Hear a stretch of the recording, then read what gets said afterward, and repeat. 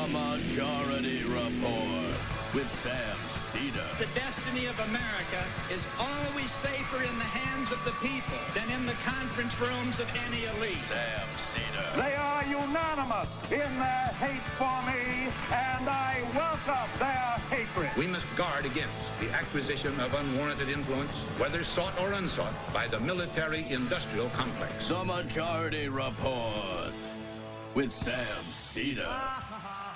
Ever get the feeling you've been cheated?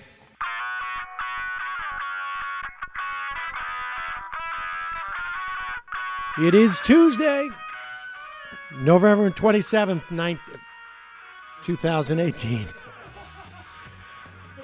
Nice. My name is Sam Seder. This is the Majority Report. We are broadcasting live steps from the industrially ravaged Gowanus Canal in the heartland of America, downtown Brooklyn, USA. On the program today, eating NAFTA, obesity, diabetes, and free trade.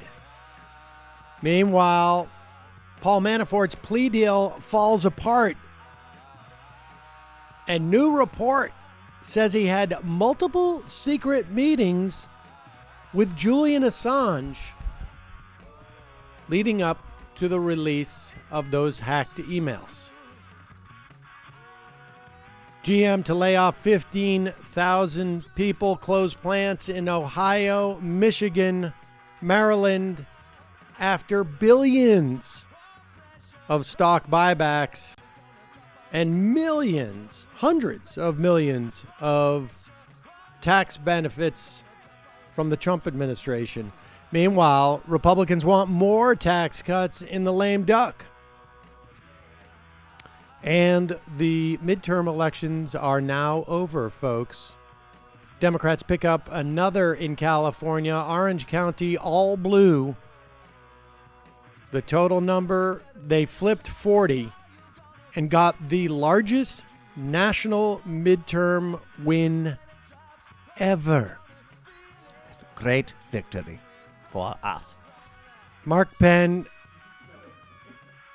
Turns out Mark Penn involved in the no labels assault on Nancy Pelosi. And will a suit against Apple's App Store revive antitrust? Lastly, Bernie Sanders will force a Senate vote on the ending our Yemen support. All this and more on today's program. Ladies and gentlemen, we are back, full complement now in studio after the holidays. Apropos of today's topic, Jamie is back from south of the border. Here I am. How was it? It was so amazing. Oh, my God. All right, well, we'll have to hear more later in the program, but amazing sounds good. And they let you back in across the border? You know, they did. I feel like I'm pretty low on the totem pole in terms of political revocations of passports. But, you know, if they start fucking with folks like Noam Chomsky, I might think twice about whether or not I want to stay here. But for now, it's all good. There you go, folks. All right. Well, we will get into this. Guests coming just a little bit later than normal on today's program, but we will get there shortly. Meanwhile, this GM story is big for a number of reasons, and let me just start with this. I got an email from listener Miles. Hey, Sam. I'm a 10th grader who is a big fan of the show. Smart kid. Very smart kid. I was curious about your assessment of trade policy in light of the 15,000 jobs lost from GM. I know you've been critical about Trump's trade war and international tariffs. I know also that the progressive movement and prominent social democrats had harsh criticism and opposition towards TPP, NAFTA, and PNTR, among other free trade agreements. I'm not even familiar necessarily with the PNTR, I don't think, off the top of my head. Permanent normalized trade relations. Is that the trade one, relations. the European one? I would assume so. I don't think. But no, PNTR was with China years ago. I don't know what the most recent one is. To be honest, I'm not positive 100% if you oppose these deals and support renegotiating them, but I know this idea was a key tenet of the Sanders campaign and many leftist political organizations.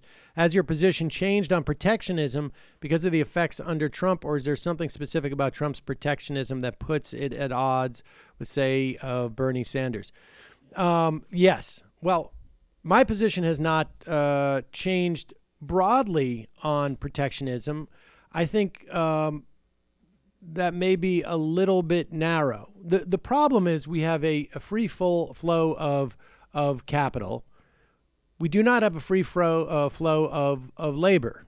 And broadly speaking, that is problematic. And we do not require, in the context of these deals, the safeguards for labor, environment, consumer, in that is bilateral or is reciprocal, and that's problematic for both ends on that deal. Today's guest is going to speak to this dynamic in particular, and then of course I have problems with, in particular, the resolution dispute system that is really contrary to the sovereignty of the countries and completely anti-democratic. But we will talk more about that with today's guest. And as far as GM, it's unclear to me that the issue is a function of Trump's tariffs. And incidentally, thank you for the email.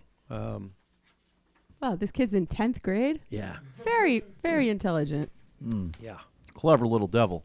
Yes. Or not. I was going to say, I hope Mila gets there in 10th grade. Boom. Yeah. Shots fired. I don't know that you could attribute what's happening with GM to the tariffs on Chinese steel. Certainly when Ford, it was announced, or I should say reported, that Ford was preparing to lay off 12% of its workforce. I think it was like something like 24,000 people. The implication was that it was a function of the steel tariffs. I haven't seen that type of reporting with GM. What we have seen is that the tax breaks, the tax gifts, the giveaways to GM that the Republicans promised us was going to end up in workers' pockets did not end up in workers' pockets. What we also did see is 4 years of stock buybacks, which, recall, was an illegal practice until Ronald Reagan decided that it no longer was. And what these stock buybacks do, and I've said this on this program ad nauseum, is it simply pays off the biggest shareholders, which, contrary to what some on the right will tell you, is not pension holders. And it is the CEOs, the C-suite members, the board of directors, and some very wealthy individuals. 84% of the stocks in this country are owned by the top 20% of the people. And so this is a broader story. I don't know if it's directly attributable to the steel tariffs, but another part of the story, in addition to the stock buybacks and the wealthy lining their pockets, is, of course, that promises made, promises not quite kept. Here is Donald Trump. This is from 2017? 2016? 2016 in Warren, Michigan, ladies and gentlemen. Warren, Michigan. Here is Donald Trump. He says about Hillary is so bad. He said she has terrible instincts. But we have good instincts. And I've been saying your car industry is being sucked away from Michigan. It's happening. If I'm elected, you won't lose one plant You'll have plants coming into this country. You're going to have jobs again. You won't lose one plant. I promise you that. Yes. Well, if you lived in Warren, Michigan, and you worked at the GM's plant, transmission plant in Warren, Michigan, I've got some bad news for you. He lied. Now, of course, it was a silly promise for him to make in the first place, but Warren, Michigan lost its plant. It was one of the at least 6, maybe I think 9 plants that were shut down by GM. Here is Donald Trump in Youngstown, Ohio in 2017. I was looking at some of those big, once incredible job-producing factories, and my wife, Melania, said, "What happened?" I said, "Those jobs have left Ohio. They're all coming back. They're all coming back. Coming back. Don't move. Don't sell your house. Don't sell your house." Remember, I got a lot of credit. This is hard to believe, but the press gave me a lot of credit because a number of years ago I said, "This is the time to buy a house," during one of my speeches. I said, "Go out and buy." And they did this big story, got all over, that Trump predicted. Let me tell you folks in Ohio and in this area, don't sell your house. Don't sell your house. Do not sell it. We're going to get those values up. We're going to get those jobs coming back, and we're going to fill up those factories or rip them down and build brand new ones. That's what's going to happen. Lordstown, Ohio lost one of its plants in this closing. So get a new credit card, too. But look, the bigger story, aside from the fact that Donald Trump's a pathological liar, and if you believed him, then there was not enough caveat emptors out there, is GM over the past 4 years had $14 billion. $14 billion worth of stock buybacks. Now, their closing say, in their closing announcement, they say they're going to save $6 billion annually by firing 15,000 people. $14 billion, half of which has come in the last 2 years. There was a story, I saw this at, I don't know, it's like one of those stock places, Wolf Street. And the guy wrote, after wasting $14 billion on share buybacks, GM prepares for Carmageddon. Closes 8 plants. But here's the thing, is that this concept that they were incompetent, right? That they wasted this money is what is the problem here. They didn't waste the money. The people who made these decisions made off like bandits. They are extremely wealthy now because of these decisions. They would look at this and say, waste? What are you talking about? We made millions, hundreds of millions of dollars, billions probably of dollars. We bought back our stock. We raised the value of our stock. We are compensated in stock because capital gains taxes are cheaper on stock. And then we sold the stock. We paid less in taxes than we would have if we actually went out and worked for that money. If we had gotten paid in wages.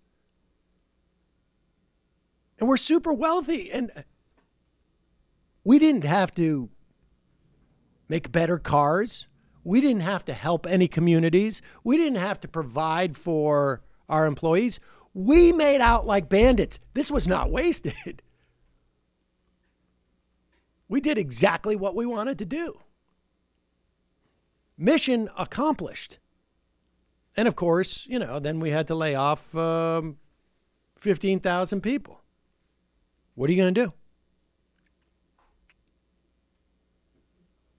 Competition would start kicking in. Yeah. Yeah. There it is. if I may, there are some people who want to equate Trump's sort of phony opposition to globalization with Bernie's real opposition to the problems caused by globalization and neoliberalism.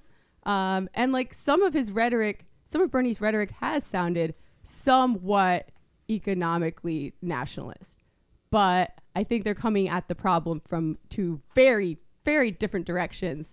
And especially lately, I've seen some good stuff coming from the Bernie camp on how to deal with these problems in a way that is actually constructive, which involves supporting an internationalist workers' movement, not closing the borders.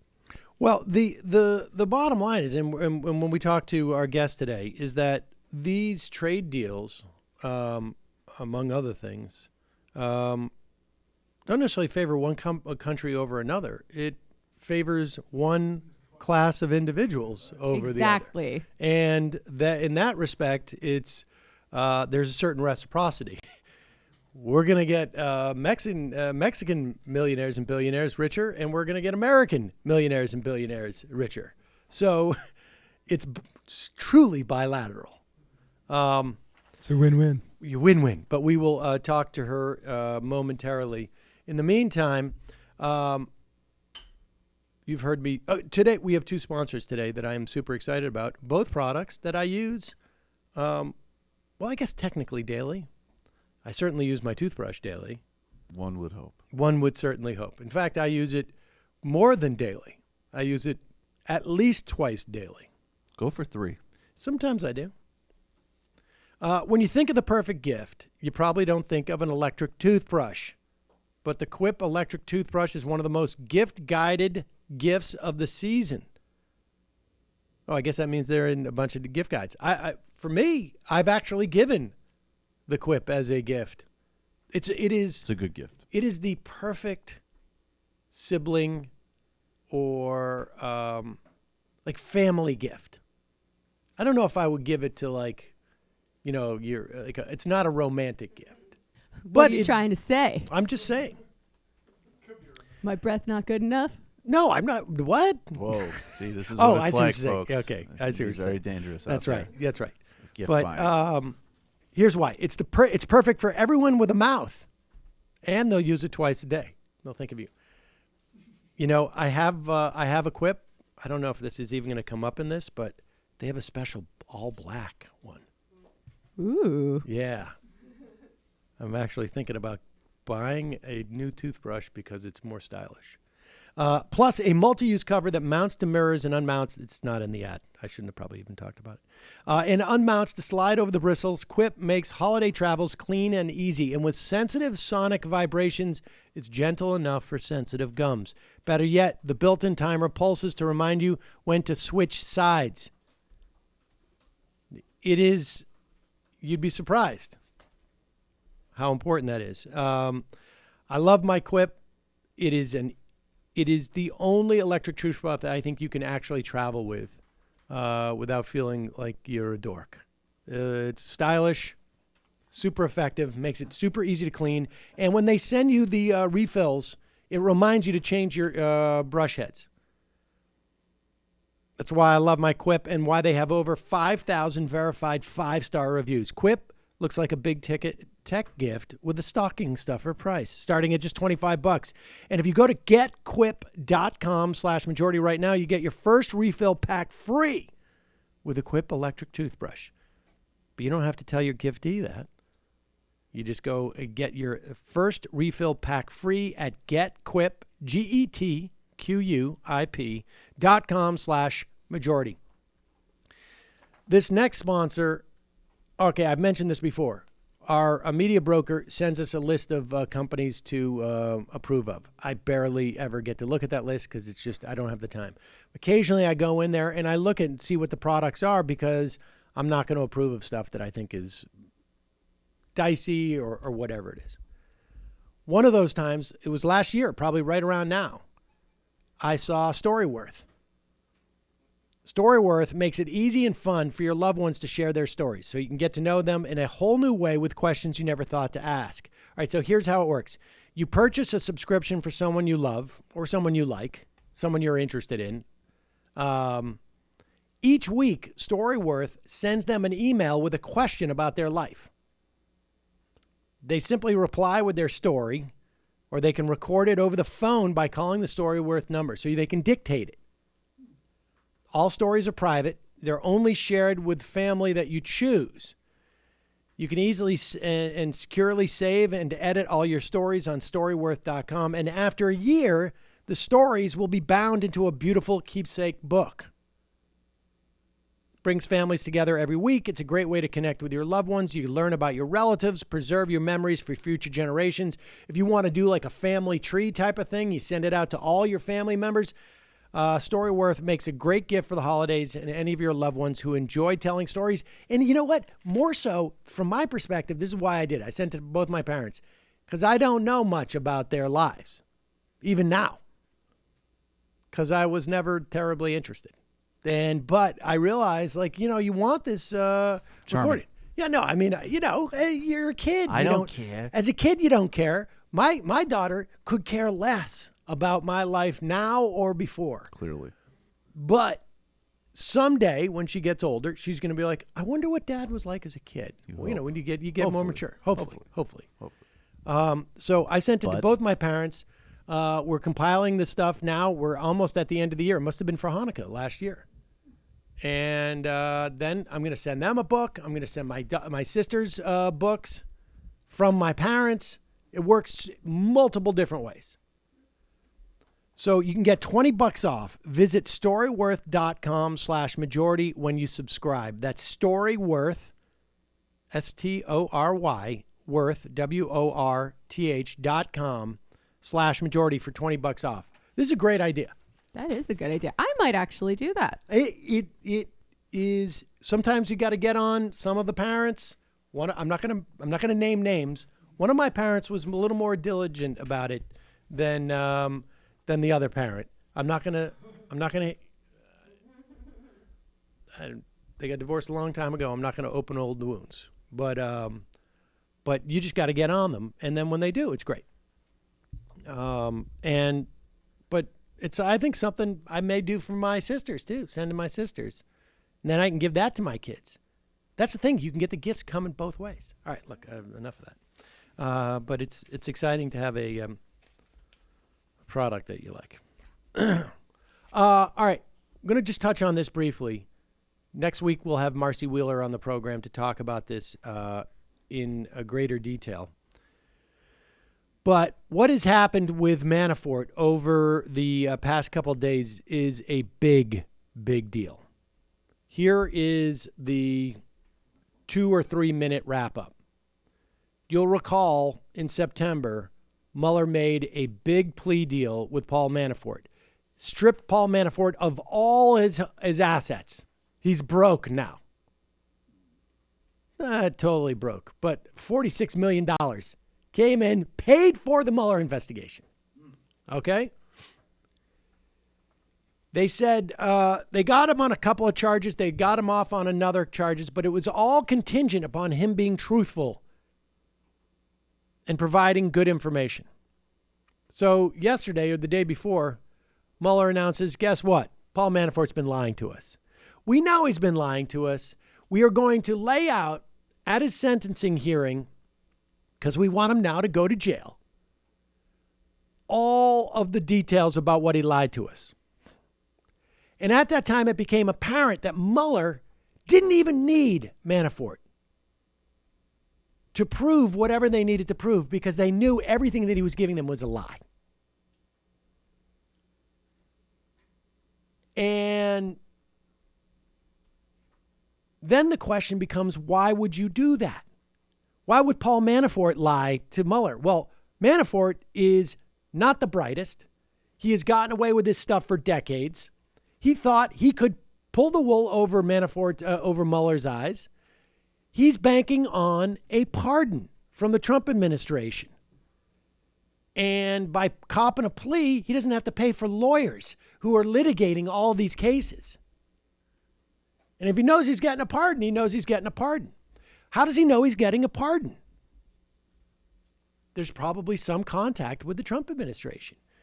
But that means the flow of information is going two different ways. Manafort is finding out he's going to get a pardon, and maybe Manafort is sending back information the other way to Donald Trump, telling him that what's going on with the investigation? What are they asking? What is Manafort saying in his lies? Unfair. Right? So it comes out today in The Guardian that Paul Manafort was visiting Julian Assange in the embassy since 2013. Probably doing all sorts of different type of work with WikiLeaks in some way. Unless he was just a real fan of WikiLeaks. Felt very strongly about the work they were doing with Chelsea Manning. Right? He was looking for hacked emails. He was looking for information or other things. By 2016, he visits right before, in the month of March. A lot of things go down in March. Right after he visits Julian Assange, the phishing email leads to the hack of Podesta's personal email. Trump names Papadopoulos, Carter Page as advisors. Papadopoulos lunches with Mifsud, and Putin's niece. Papadopoulos just went to jail, incidentally. Manafort named the unpaid convention manager, all within 10 or 15 days of that meeting. 20 days. Mueller probably knew all this. There is apparently videotape. I'm saying that only because nobody said that, but there's a description of what Manafort was wearing when he went into the embassy. Here's the thing. If it's the case that Manafort was sending back information to Trump, this is what I'm telling Mueller. We're really pulling the wool over this guy's eyes. Donald Trump probably intook that information and then spewed it back out when he wrote his written answers to the questions that Mueller had asked him, which was submitted last week. So you understand the dynamic here. This is a case of a teacher giving a test. I'm going to give a special test to you, Matt, because you're going to be sick or you're going away. So we're going to give you the test 5 days early. Here's the test, Matt. You fill it out. You go tell your buddies what's on the test. They fill it out. I'm all set for the test. Thanks, Matt. They write in the answers for the test. But it turns out your teacher pulled a fast one on you, Matt. The teacher knew that you were of not a terribly it's a bit disturbing how much scrupulous. You enjoy this. I think it's amazing. If this is actually what happened, Matt. He gave you a fake test to see if you would pass it to your buddy. And when that test came back from your buddy, you realized you did. Except for the difference here is not just that you flunk, it's that you've perjured yourself about stuff they already knew. And they had the worst cover-up ever. We will be talking to Marcy Wheeler about this in about 4 or 5 days. Hopefully not too much more will happen. But this is going to be, we're headed towards Crazyville. Yeah. That's what he said. That's what I said. That's obviously what our position is. Yeah. Incidentally, Paul Manafort is going to probably spend the better part of the rest of his days in prison. Unless there, of course, is a pardon. But it turns out a lot of those things that Mueller will now be recharging Manafort with are also state violations as well. And Manafort has no cash to fight those. It's going to be tough. All right, we're going to take a quick break. When we come back, Alyshia Galvez on eating NAFTA, obesity, diabetes, and free trade. We'll be right back.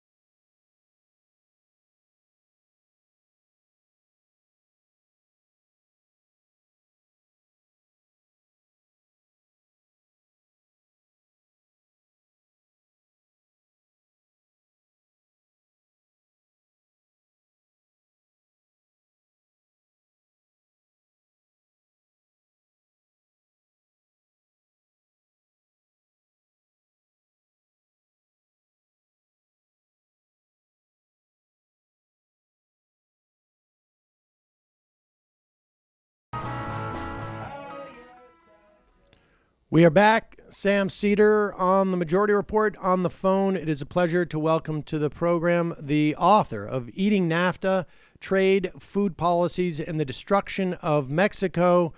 She is a professor of Latin American and Latino Studies at City University of New York and an anthropologist by training.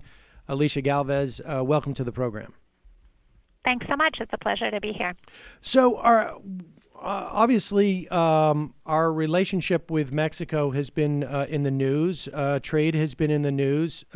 Recently, Donald Trump, I guess, tentatively renegotiated NAFTA. Let's just start with the question of why approach NAFTA and this relationship between Mexico and the United States from the perspective of food and eating?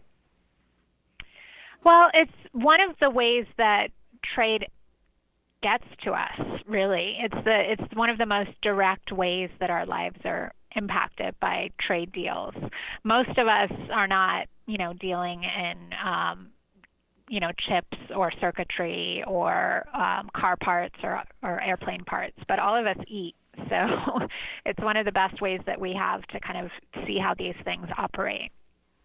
And so is that particular in terms of our relationship with Mexico? I mean, or is it particularly with our relationship with Mexico? Yeah, it's not exclusive with Mexico, but there's no country that we have a closer relationship to in terms of our food systems.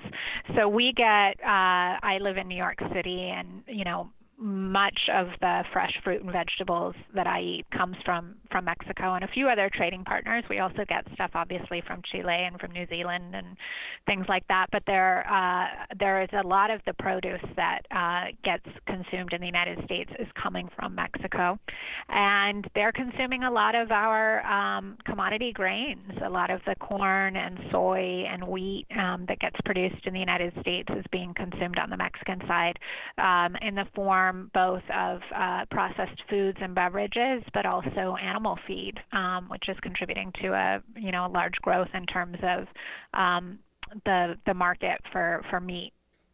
So, all right. So let's let's go back and give us a little bit of the sort of the pre-NAFTA history, I guess, and then we'll go into NAFTA, because that dynamic of this exchange of food is largely a function of NAFTA in many respects.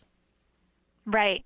Well, NAFTA is really a product of the thinking of a few mainly University of Chicago educated economists who were operating in all three countries. So Mexico's economic policymakers typically have studied in the University of Chicago, as have U.S. policymakers and Canadian as well, I assume. And we have a Milton Friedman motivated orientation towards the free market, towards taking down barriers to trade in the interest of the expansion of capitalism, that, really comes to dominate thinking about economic development and economic policy in the 20th century. And that thinking, basically prefers foreign direct investment, taking away any sort of barriers to cross-border trade, getting rid of tariffs and subsidies and things like that, so that capital and goods can flow freely across borders. That sort of thinking was so dominant that, Margaret Thatcher famously said at one point, there is no alternative. This is kind of the economic model that Reagan-Thatcherism produced. And we see it turning into very concrete policy proposals. So NAFTA is one of those policy proposals, and the idea is to sort of knit together the three countries of North America into a single economic market. Unlike, other examples we can think of, like the European community that took away barriers to the circulation of people, we never really had a serious conversation about taking away barriers to people. But we did try to take away barriers to goods and capital to try to create a single unified market. And that was where NAFTA came from. And we should say this was a long-time libertarian a policy agenda in many respects. This internationalism, this is, one of the things I think that came out of Pellerin was this notion of bringing down these barriers to capital and on some level sort of fighting against the sovereignty of nations, at least in this respect, right? It's and I think actually we interviewed someone about it. We're looking for the name right now, but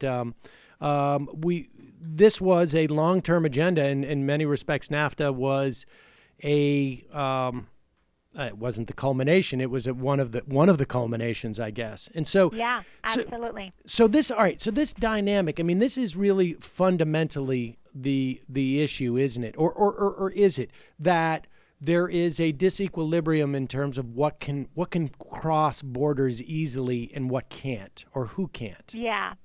Well, there are a few problems, and maybe because I'm not an economist, maybe because I'm an anthropologist, I'm able to see some of those problems in ways that they're visible perhaps to me in ways that they aren't to other disciplines, because there are some sort of taken for granted mantras within this sort of thinking that I find a little bit hard to understand and hard to believe. So one of them is the idea that what NAFTA is free trade. And if we, kind of look at what free trade is supposed to be, it's supposed to be getting rid of barriers to trade, getting rid of subsidies, anything that kind of artificially gets in the way of the market doing its thing.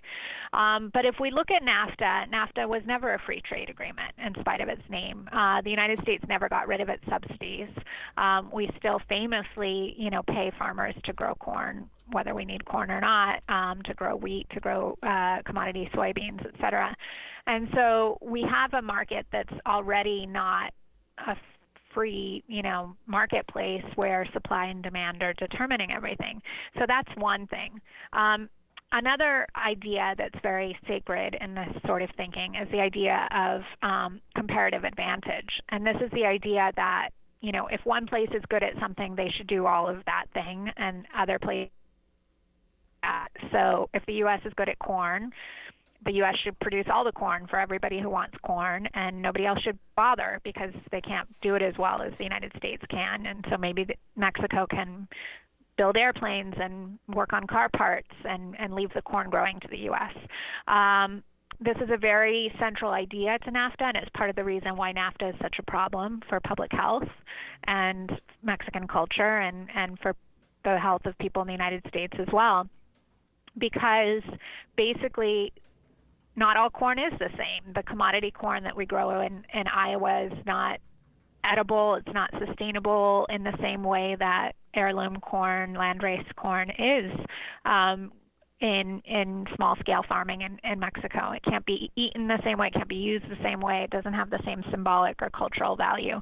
So there's this idea of sort of equivalence that gets constructed that's really not very logical or coherent.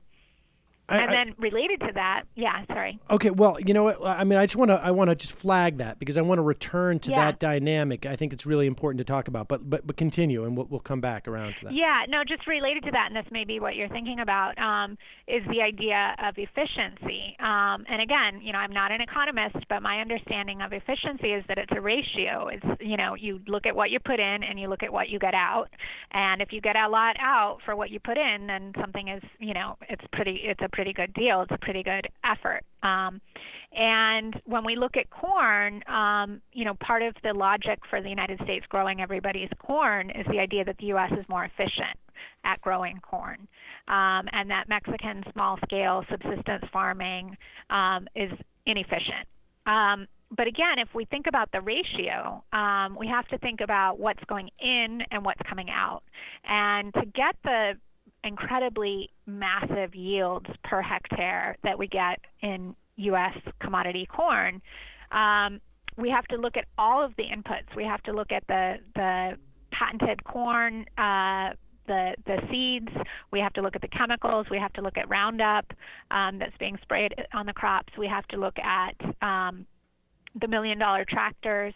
We have to look at the administrative wings of most farm operations where they're, applying for and administering the subsidies that are coming from the federal government. Investment. If we look at small-scale subsistence farming, oftentimes the plots of land are so small and irregular that you can't even have a tractor. It makes no sense to have a tractor. They might be rain-fed or they might be irrigated partially. The seeds are saved from one year to the next, so nobody is, making a profit. Seeds are not intellectual property. Very few chemicals are often used. And so we see, yes, very small yields, but there's very little that's going into that production. And in fact, it's damaging the environment far less than, the much more chemically intensive production. All right. Well, so I want to go back. Let's just go back over that. I want to talk first just to go back to the idea of free trade, and that and I will say that there are economists who make the point. Dean Baker comes to mind, who says these aren't free trade. I mean, we hear that and whether it's TPP or this, it's not really free trade. It's just a word that's associated with it, and it sounds good. But I mean, and you're not an economist, but are there examples even of free trade? I mean, is it? I mean, I guess maybe in the context of the European Union, within the context of it. You see free trade there, but I mean, we don't. But they're also maybe even not even into there. consideration. Mm-hmm. Yeah, go ahead. I can't point to any. I can't point to any because, I mean, it can lead to some cruelties. There are harsh aspects to the market. You can have people plant and earn nothing, and you can have people grow more than the market wants and go bankrupt. There's a lot of unpredictable factors. I'm not an expert in this, but part of the reason we have subsidies is to try to smooth those things over. But what we end up having is a very hybrid system that's protecting some. The interests of some are being protected, and some are being insulated from exposure to risk, while others are bearing all the risk. And that's the point of my book, really, is that there are the little guy in all three countries is bearing more of the risk. This rhetoric about Mexico winning and the U.S. losing is a false rhetoric, because it's working people in all three countries that are losing. It's people who are vulnerable to the vagaries of the market, who have feast or famine situations in terms of the jobs available to them. And, we're left with the crumbs after everything else has sort of been sorted out by the power brokers, who are the 1% and the corporations who are really managing these situations to their own benefit and for their own profit motives in all three countries. But it's working people who are left with a really miserable situation, and that's the losing and the winning that we have to be attentive to. All right, and I want to go through how those folks are losing here and in Mexico. Us folks, right? Yes, unless indeed. You're a billionaire, it's us folks. I like to try and keep it on the down low, but I want to. But one of the ways that certainly Mexicans are losing is a function of what you were talking about in terms of the corn, which I think is fascinating. So, the idea of this comparative advantage suggests that if something's called corn in the United States, it's the same thing as corn in Mexico. Mm-hmm. And it is not. And the nature of our corn, when used in the way that Mexicans use corn, is, it's almost like poison. Right? I mean, yeah. Okay, walk us through that, because this dynamic I think is fascinating, because the idea is what difference does it make? Exactly. In addition to the fact that what we're doing in terms of displacement of people in rural areas in Mexico, I want to talk about that. But let's just talk about the cultural use of corn as a food product when it comes from the United States, it's not the same corn, and that means something. Right. So I think about 95% of the corn grown in the United States is one of two varieties that have been engineered to be very high starch and sugar content. They have less fiber, less protein than heirloom races of corn, and they have been basically cultivated over time to engineered over time to produce characteristics that are favorable to industrial uses. So virtually all of that corn doesn't get eaten in any way that we think of as corn, right? When we think of, sweet corn that we eat in August, with butter and salt on it at a picnic or a barbecue, that corn is not what we're talking about when we talk about corn in the United States. That's a tiny little infinitesimal fraction of the corn cultivation in the United States. But the vast majority of it we never see as corn. It's industrial corn that's going straight into corn syrups, corn starches, corn fillers, cornmeal, and almost every product on the shelf in your supermarket you pull down and you will see some. It will either explicitly say cornstarch or it will be some other ingredient that you cannot pronounce that is based upon corn in some way. Virtually everything that's in a box and not in saran wrap, essentially, in your supermarket probably has this, unless it explicitly is trying to sell itself as without corn. I think even McDonald's chicken nuggets have more corn than chicken. It's everywhere. It's everywhere. If you take, you pull out a hair from the average American's head and test it, we're people of the corn far more than anybody else historically. We are corn. It's in everything we eat. And I have a list that I cite from another source in my book, and one of the footnotes, I think it's 45 different terms of chemicals and product ingredients that go by other names, maltose, dextrose, right. all of the different ways, guises that corn might be hiding in industrialized food products. And ethanol, right? It gets used for ethanol. It gets used for all kinds of industrial and factory purposes. Farming of meat, essentially. Of meat, yeah. Which, by the way, I mean, I'm not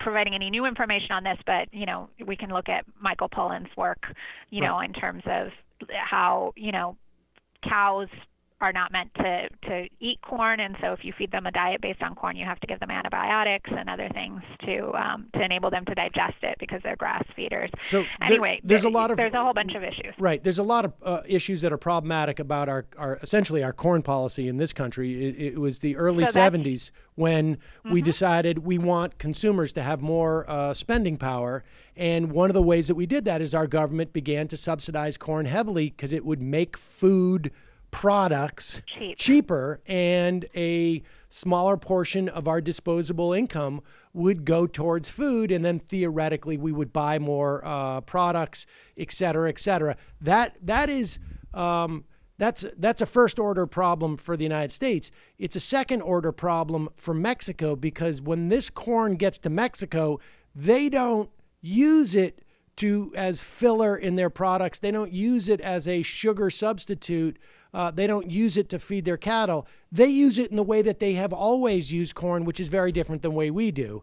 And they do both, right? So when U.S. corn, because we have so much of it, we try to get everybody else to use it too, right? So Mexico, since NAFTA, has vastly increased its consumption of processed foods and vastly increased its consumption of soda, of livestock, of meat, and so all of these things are things that are built on that cheap corn. All of the offshoot industries that have transformed the Mexican diet, and so the way that the average Mexican eats is much more similar today because of NAFTA to the standard American diet than it ever was before NAFTA. So they are eating it the way that we eat it as well. But they also have a tradition of having a corn-based diet, the milpa-based diet. The milpa is a cornfield where you have intercropped corn, beans, and squash, which goes back, thousands of years in the region. And their tortillas, which are the staple food in the Mexican diet historically, tamales, tlacoyos, I could go on and on and on, all the things that Mexicans jokingly call vitamina T, vitamin T, all the wonderful words that start with T, including tacos. The corn-based diet is based on heirloom varieties of corn, which are incredibly nutritious. When they're combined with beans, they're a perfect protein. You actually don't need any animal protein apart from that. Although people did eat animal protein, but generally a much smaller quantity than they do today. And they grind it. They nixtamalize it, which is a wonderful way of infusing it with mineral lime, which releases and makes bioavailable the niacin, the vitamin B, that makes corn so nutritious and prevents pellagra and other deficiencies that we see when corn is eaten without that sort of processing, that release of the vitamins and nutrients. And they, have a marvelous variety of uses for the corn. What we're seeing now, which is really tragic, it was scandalous a couple of weeks ago, there was a revelation that a lot of the tortillas that are being eaten in Mexico are coming from maseca, which is dried corn flour that comes in a sack that you can get it at the supermarket. You can get it in any U.S. supermarket these days, as well as every supermarket in Mexico. And Mexico has tortillerias, which are fresh tortilla factories that are also frequently now using this dried bagged commercial corn flour. That commercial corn flour is still supposed to be produced from Mexican corn because the Mexican government has prohibited GMO corn. It has prohibited Monsanto from testing its GMO corn in the Mexican environment. But guess what? Maseca is full of glyphosate. It's full of GMO corn. And so this is a sign that either Mexicans are being fed corn that was never intended to be eaten in the form of tortillas, and so the corporations are passing off U.S. corn as Mexican corn, or there's corn being grown in Mexico that's being purchased from Monsanto. So either way, this is a problem. It's a problem for health. It's a problem for the economy. It's a problem for small corn growers, and we're seeing, all of the array of health problems that stem from this kind of industrialized food diet. All the non-communicable diseases, the diabetes has become the number one killer in Mexico since NAFTA. We've seen this explosion of health issues. Yeah, I mean, let's talk about that, because the implications of this are obviously on people's health, on public policy, on the expenditures of the government. I mean, it has a ripple effect, and it is, I mean, how big of a change is it on the culture of Mexico and on the life of Mexico and just sort of just Mexican society? I mean, I think it's easy for people to sort of, well, okay, there's a higher rate of diabetes. It happens. I mean, I think just what kind of impact does this have? Well, it's a whole array of issues. So one is the disruption in the countryside, which has displaced so many people. So a lot of people are no longer living in the places or in the communities that they grew up in. And there's a very strong link between trauma and violence and diabetes. And so as many as 10% of the Mexican population moved to the United States after NAFTA, right? So when we hear, the president and other people talking about an immigration issue, it's an issue that was produced by U.S. policy because it displaced so many people from the countryside. So you have people living in new environments, eating in new ways, experiencing trauma that makes the body, changes the way the body metabolizes sugar. And then you have a completely transformed food environment in which, Mexico is now number one consumer in the world of instant noodles. People can't afford, both in terms of time and money, they can't afford to eat their traditional foods, which are labor intensive, which require access to fresh ingredients. And so people are eating ramen noodles, and they're having a Coke, a liter of Coke while they work because it provides sugar and caffeine to get you through the workday when you don't have time or money to eat a proper meal. And the consequences are severe because diabetes, so it's number one killer. But, when we think about diabetes in the United States, we often think about it as, something that nobody wants to have, but it's a pretty manageable thing. For most people, it gets addressed early, and it can be dealt with over decades. In Mexico, it tends to be diagnosed much later, and it tends much more often to be fatal. So people are, being diagnosed at a stage when they can no longer reverse the effects through, either diet and exercise or insulin treatment. And so we see, this incredible death toll, which is actually, bigger each year than the entire drug war put together. Wow. And, we have a lot of information about that, right? There are Netflix series and there are, scandalous news reports every day of the week about drug violence, but we don't hear about the slow death of diabetes that's claiming many more lives. And so, so let's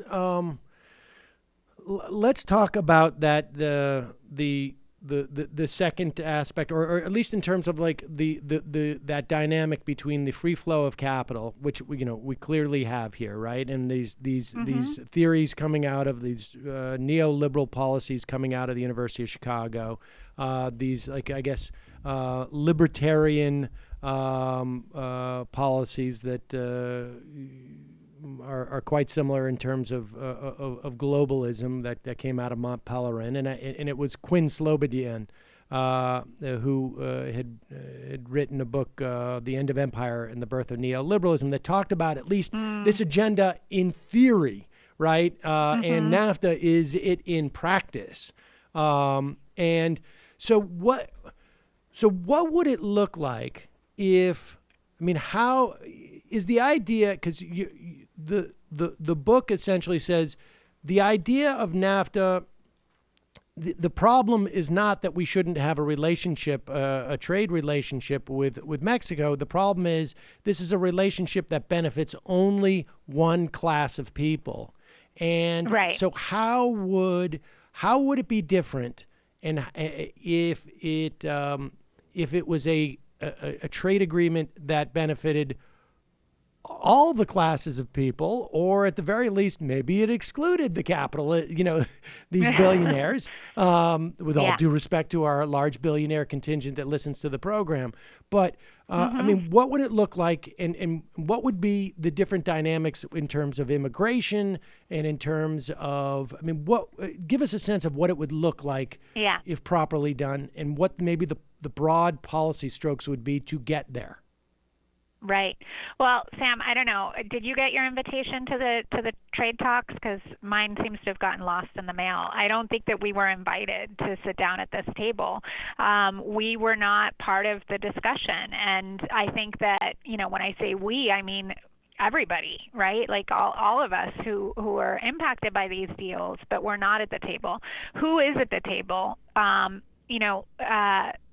Trade deals are negotiated under what's called fast track authority, which is basically when Congress thinks that something's going to be too sticky to get through our democratic channels the normal way, they send it behind closed doors. They have, negotiators who are deputized to work on behalf of the U.S. government. They hammer out a deal, and then they come back and tell us what the deal is, and our congressional representatives have the option to vote it up or down. Oftentimes, the deal itself is pretty much a black box, right? We already know that Congress people don't always read the bills that are not being negotiated behind closed doors. But these are really giant deals with a lot of complexity, and everybody just kind of lets the trade negotiators who've been, deputized to do this for us, sit down at the table and work it out for us. There are a lot of really scary things in this deal. in the original NAFTA, but also in the newly revised version of NAFTA. So one of the things is these trade arbitration courts that are sort of a supranational realm where these are the investor dispute resolution agreements. Yeah. They can sue Mexico or the United States. They have kind of power to sue governments for not adhering to the rules of trade just for protecting their own people. So Mexico can actually be found liable for violating the terms of NAFTA because it wants to, for example, keep GMO corn out of its economy, or it wants to protect its local corn growers. These are things that are very problematic for our idea of democracy, and we're not being consulted. So if the corporations, by the way, in theory, are also not at the table, but we already know that there's a revolving door between a lot of agencies in Washington and the corporate sector to begin with. So we can't imagine that there's really a firewall between corporate interests and government negotiators anyway.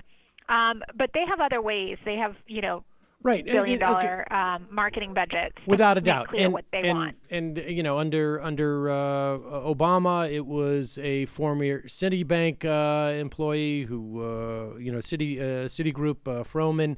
And I mean, they're industry, and they are getting, under TPP anyways, they were getting a lot of the heads up on what was being negotiated. But putting aside the dispute resolution thing, which essentially strips countries of their sovereignty, does not it penalizes, and it also can penalize states too. If a specific state wants to protect, a specific, the state EPA wants to pass a law.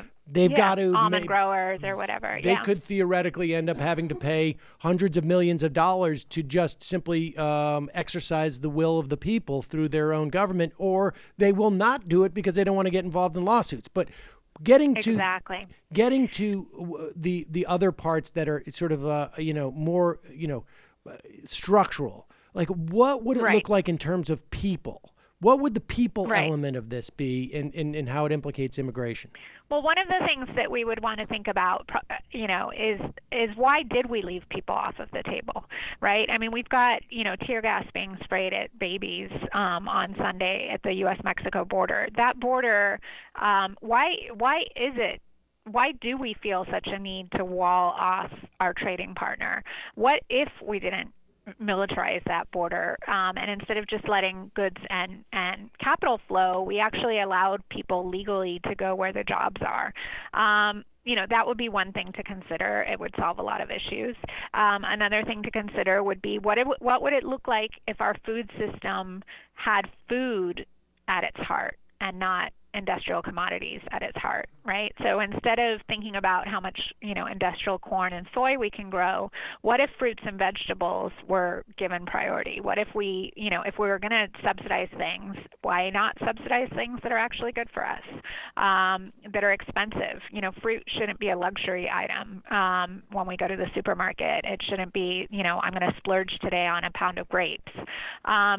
But that's the situation that we're in today, and our health and our well-being are being put secondary to corporate interests. So if we actually had people at the table who said, well, these are the ripple effects, this is what this is going to mean in terms of diet-related illness over the long run if people don't have access to fruits and vegetables and they're being, inundated and buried by this avalanche of processed foods. We might have a very different approach to trade and just the idea of progress and prosperity. It would look very, very different. So is that concept of comparative advantage, is that even salvageable? Because it occurs to me that there's just too many things are too integrated in many ways. I mean, there's two issues with it, right? One is too many things are too integrated in too many ways into a society. If it's a significant portion, as measured by a significant portion of the economy, or even just in terms of people's daily life, if there was some other metric to measure that. A, and B, that also raises some issues in terms of the security, food security. I mean, you see it, maybe it's more obvious. Look at the romaine. Right. Yeah. Right. Yeah, I mean, we're so susceptible. We're so compartmentalized. We have, such a small handful of producers,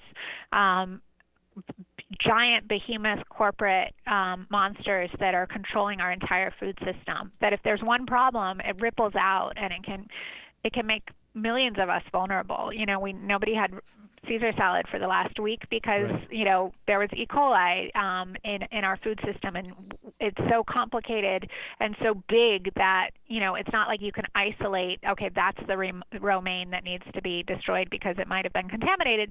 We have to assume that the entire system is contaminated because it's so giant. It's such an integrated system. That's a problem. Monocultures are a problem. We shouldn't be growing so much corn in the United States. We should be having a more biodiverse agricultural system where we're producing more things than just commodity corn coming out of our ears. So, there are environmental issues, health issues, economic reasons, and cultural reasons why, Mexico should still grow corn. We should be growing a multitude of crops in a multitude of ways to protect ourselves from climate change, from, if there's some superbug that comes through that gets around the Roundup, think about, the famine that could result because we're all depending on these monocrops. So we need a system that's more balanced. I don't want to get rid of global trade. I live in the Northeast. I would be eating apples and potatoes 9 months a year. I like having avocados. But how can we strive for a system that is a recognition of our codependence, of the diversity of our palates and of our societies, right, where we have access to a variety of products, but we don't have a system that's so precarious and that's so razor focused only on corporate profits. All right. Lastly, Alyshia, if I could just ask you, Jamie just came back from Chiapas and saw a caravan of internally displaced people. Nearly 1,000 or so, maybe a little more. More than 1,000. And what is your sense of when you see internally displaced, ostensibly coming from rural areas, ostensibly by paramilitary groups, probably doing the bidding of the government / corporate patrons? Where does that fit into this? Yeah, it's all interrelated. The security issues, Mexico has had to somewhat perversely modify, its government's mission to suit this model of foreign direct investment and development, which really leaves a lot of things that a healthy society needs outside, and it leaves them, it leaves them in the cold. A healthy society needs a robust system of laws and legal accountability, so that people who are taking those old cornfields in Michoacan and turning them to opium, face consequences for doing that, and the organized crime that's so rampant. The new president coming in has said, accountability and transparency in the legal system is the number one issue that he has to tackle, and everything is sort of radiating out from that. But a lot of it, when we see in Central America, when we see the migrant caravans that are crossing borders and the caravans of people who are internally displaced, a lot of them are running from the worst wounds caused by this sort of neoliberal model of development that's making it impossible for people to stay. It's making it impossible for them to, David Bacon has this, the right to stay, the right to leave, the right to stay. And a lot of us, in the United States who are worried about migrant rights, are worried about how are we treating migrants and refugees. But we also have to think about, do people have the option of not migrating? Right. Can they stay where they are and,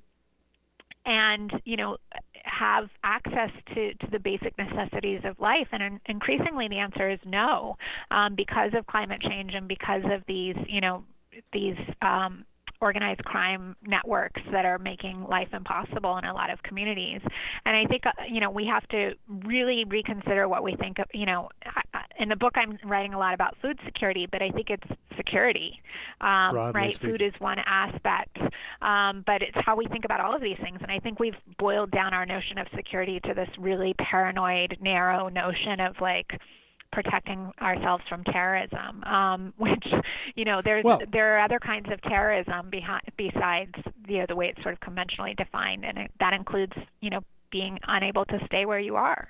Yep, and we also have to, of course, protect ourselves from the caravan. Alyshia Galvez, the book is Eating NAFTA, Trade, Food Policies, and the Destruction of Mexico. Thank you so much for your time today. I really appreciate it. All right, folks. To talk to you. Thank you. All right, folks, got to take a quick break, head into the fun half. It's bonus time today. Super bonus. Folks, don't forget, this program exists because of its members. You can help support this program, the free part of the program, and then as a thank you, we give you extra content every day by becoming a member of the Majority Report. Simply go over to jointhemajorityreport.com, click on the link, become a member, choose your membership. If you want to do a one-off donation instead of becoming a member, that's fine too. If you don't have the funds, but you want the fun half, send us an email at majorityreporters@gmail.com. We will help you out. We never turn anybody away for finances. Also, reminder, we are now 45 days away from the live Majority Report show. And how fast are tickets selling? Extremely fast, like sacks of potatoes. Sacks of potatoes. They are selling with the same ease in which sacks of potatoes fall from high distances. You can go to majorityreportradio.com, majority.fm, and click the link, or you can head over to the Brooklyn PodFest. And I would also imagine you could find it at the Bell House website as well. We are doing the live show January 13th, 2:30 p.m. on a Sunday. It is 18 and over. So if you are 18 and over, you can come. Tickets $15. Going to be a fun time. May have a special guest, may not. We may not even show. I'm joking. Of course we'll show. Speak for yourself. JustCoffee.coop, fair trade coffee, tea, or chocolate. Use the coupon code Majority, get 10% off. Tonight is Tuesday, November 27th, the Michael Brooks Show. Richard Wolff is here. That is going to be a major showdown. The tension between him and David Griscom is electric. Richard Wolff actually, and I talked to him about this on the phone over break. So a lot of people are saying it's like Nicki Minaj and Cardi B. It's sort of like Nicki Minaj and Cardi B. I think of it more in terms of a sort of, rising, like maybe like the Genovese family trying to open new turf against the Gambinos. I think that's how I see Nicki Minaj and Cardi B. You think of it? I could see that, although I think they're equivalent families. All right, well, don't let the air That's out on of the tires, Michael guy. Brooks Show. I mean, all right. Whoa. Michael Brooks Show on YouTube. We're streaming live at 7. We're also covering Northern Ireland and Brexit. And for the Michael Brooks live show on February 1st, it's like empty sacks of potatoes or how fast those are going. Whoa. So, boom. Get yours also on the Majority Report. Fill your sack or empty the sack. Fill or empty your sack or whatever. They're also there at the Bell House, and it's Friday, February 1st, 21 and above. Wow. Ooh. Exclusive. Ooh. The era of the pajama. The era of all-day matinee access for everyone is over. Jamie? Yeah, so Sean and I just got back from Mexico. Apologies if I'm still a little bit out of it. I got in pretty late last night, but we had the honor of visiting the autonomous Zapatista community of Oventique and seeing their principles in action. They're basically libertarian socialists, although they don't identify strictly with any historical tendency. They've made it clear that they're their own thing. So that was incredibly meaningful from for Chiapas us. with a libertarian perspective. Sam's like, Oh my I don't God. care about this Appetizers. How do you build the roads? And it ties in with a lot of what we were just talking about, actually, in the interview. So we're working on putting together an episode based around that. In the meantime, we also have a crossover edition of History is a Weapon with Jake Flores and Alex Patak of the show Pod Damn America, in which Sean and Jake and Alex go over the history, ideology, and practice of the Industrial Workers of the World, or IWW, which is a famous revolutionary union. Check that out. Patreon.com, The Intifada. And Matt? Literary Hangover. Recent eps have been on sort of Massachusetts Bay Colony and racism and feminism and things like that. Coming up this week for patrons will be more of my narration. I'm going to try to do to finish up Hope Leslie for people, so you can check that out. And the week after that is my Democracy in Chains breakdown. So Can't wait for that one. Democracy in Chains is a great book. It's very funny to see how. Well, I'm not gonna leave. Don't let the air out. Yeah, of exactly. The Air in the Don't tires. let the air out of the tires. And have it Don't fully let it. loaded tires. All right, folks. Yeah, Quick there'll break. be Head into tires, the there'll be fun half. 646-257-3920 is the number. See you there.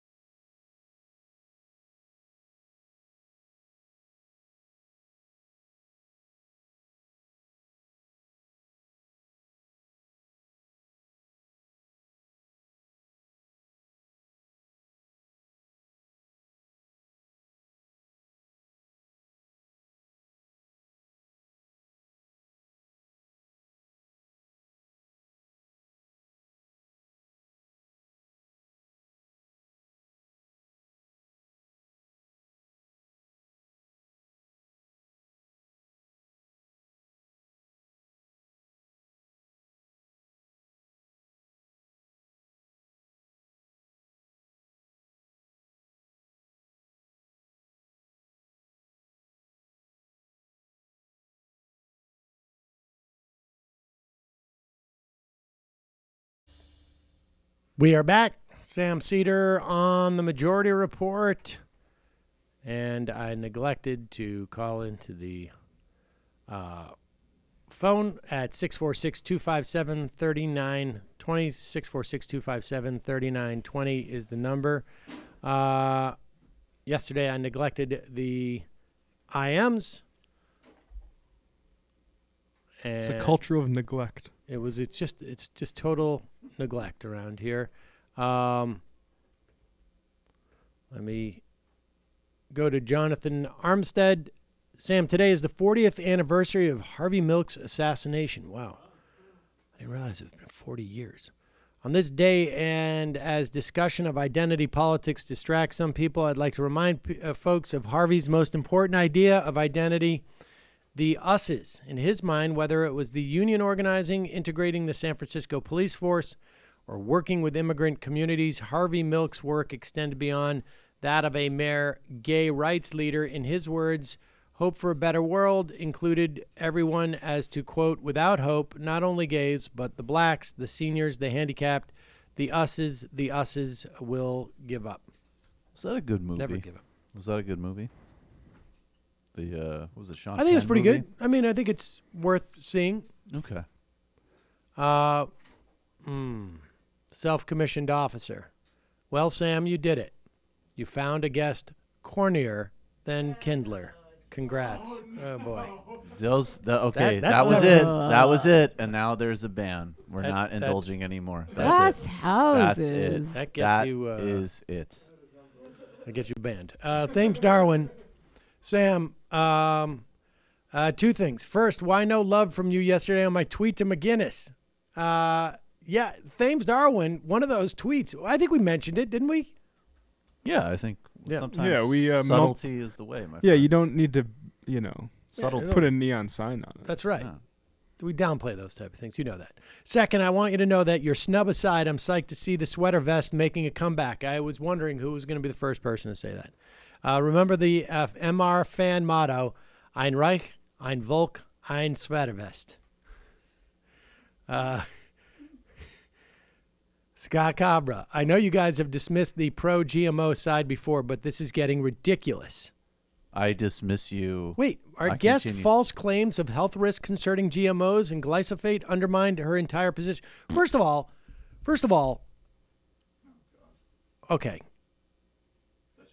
You're straw manning this.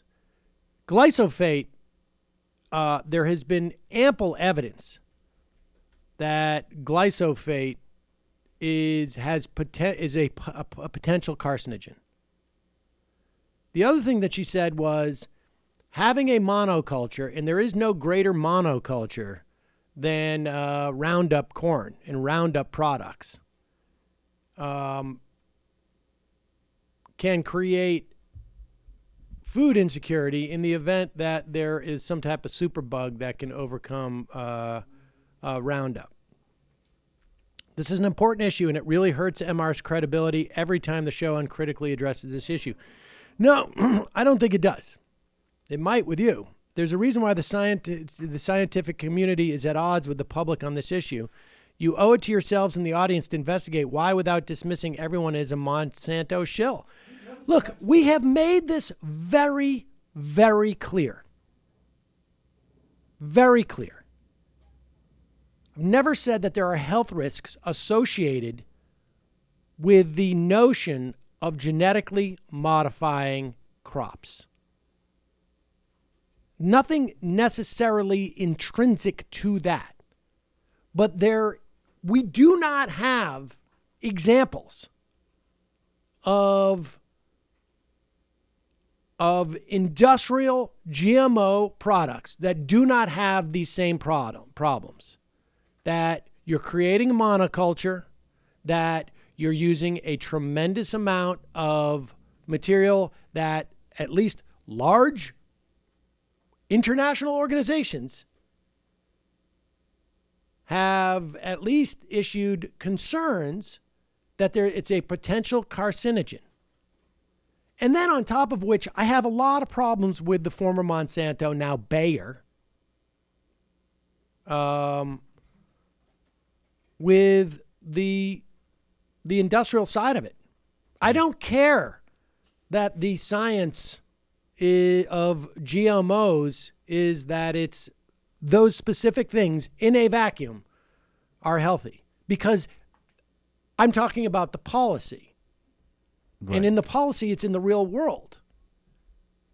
I mean, it is really like the functional equivalent of saying guns don't kill people, people kill people. Yes, I know. And they kill them with guns. And I don't understand why what the argument is. I mean, come at me and explain to me how this benefits people. It's logic, Lord Nerdery run amok. But I mean, the thing is, if you're so passionate about GMOs, then you should be passionate about breaking up these agri companies and reclaiming science as a public discipline, and then we can do it That's a long haul. So focus on that I'm not instead of arguing. bothering us with nonsense. And you're not just, I don't think I'm getting across the logic of it. Doe, Maddo's podcast, Bagman, excellent. Story of the downfall of Spiro Agnew's story. Most don't know about it because it was happening during Wargate. Deep into money laundering, bribes, secret personal life while governor. He continued as VP. The IRS caught him. So many parallels to today. Randon Bowling Green. Sam, regarding your interview with Dayan yesterday, I wanted to warn new members about hastily forming caucuses. As you know, I'm a huge supporter of the House Freedom Caucus, but recently I got beat up in my own house, and now whenever I'm traveling, my wife is, all right. Glass-Steagall. Seeing the shit-brained livestock that represent the Department of Homeland Security agencies on the news the past few days angers me to no end. Abolish them all. Binder Dad, got my ticks for MR Live. Bring it, old Matt. Sam, please don't insult his technical prowess this time. Thank you in advance. Left is best. All is forgiven. All is forgiven. How do you get to say all is forgiven when you were the one who did wrong? I mean, I forgive myself. Nice. I'm not going to. I'm going to give myself a pass on that I'm not one. going to beat myself You up know over what? this. Yeah, I think I did fine. Isha, those in Mississippi, go vote for Mike Espy. Indeed. Yeah, that is important. We should signal boost on that. Yeah, in fact, here is just a clip as on this day, it's number 10, just an image of the front page of the local paper in Oxford, Mississippi. As you know, Cindy Hyde-Smith, multiple examples of her racism that have come out in the past weeks, not the least of which are starting talking about public hangings and a refusal to apologize at first, and then bringing out, who was it, the governor or the mayor who was talking about, governor. Well, there's a lot of black babies that get aborted. And the real problem is people are trying to twist her words to drive us apart. Right. And then reports about sending to segregated schools and all sorts of stuff. I mean, I don't know if SB has a shot. Well, he has a shot. I mean, there's only 2 people running. But it's nice at least that the message is coming from non-politicians as well. The first female Rhodes Scholar from the University of Mississippi did an interview with the local paper, The Eagle, and it caught up with the University of Mississippi senior Jazz Brizak. I just like the idea of, we caught up with her. She's moving. She's constantly moving. She was named... Rhodes Scholars are minor celebrities. Well, at least in North Dakota, we know our right? Rhodes Scholars. Yeah. Is that right? Yep. Oh, that's Not exciting. Clay Jenkinson. Not in Massachusetts, my friend. Was named the 26th Rhodes Scholar in school history last week, the first female. And she's asked, sort of, how does it feel to be the first UM's first female scholar? She says she's honored to be a role model for other Mississippi girls looking for ways to make their voices heard in a state still very much dominated by patriarchal structures. Given that our state amplifies the voices of white supremacist women like Cindy Hyde-Smith, who reinforce and uphold misogynist policies, I'm glad I'm able to provide a very different example of how an empowered Southern woman acts. Owned. Obviously, job offer. That's the first thing. Now, something will have gone really, really wrong if you have to take us up on that as a Rhodes Scholar. But just know that job offered. You could and not only job offered, pick a job. You could take mine here, frankly. I'd like to do my Sam impression. It'd be awesome if she listened and she came That in would and pretty she was awesome. just like, "Hi, I'm Sam Seder." Good. You got the job. I'll call in every now and then. But good for her. If you are in Mississippi, go out and vote, folks. And don't vote for the racist. Let me just make that clear. Against Sidney Heights. Right. Speaking of... Vote out of fucking fear. Speaking of racists, let's see what's going on over at Fox Nation. Oh, well, at Fox Nation, there's a big green screen, or is that a video backdrop? I can't quite tell. And Tomi Lahren, she's still at it. I didn't realize. She's in New York now, though, isn't she? Is she in New York? Where's she living these days? Didn't she have a problem with all those cosmopolitan types in New York? Anyways. Here she is. Now, we're going to talk more about what's going on in Tijuana. Obviously, there's some nuance to the reality of what's going on there.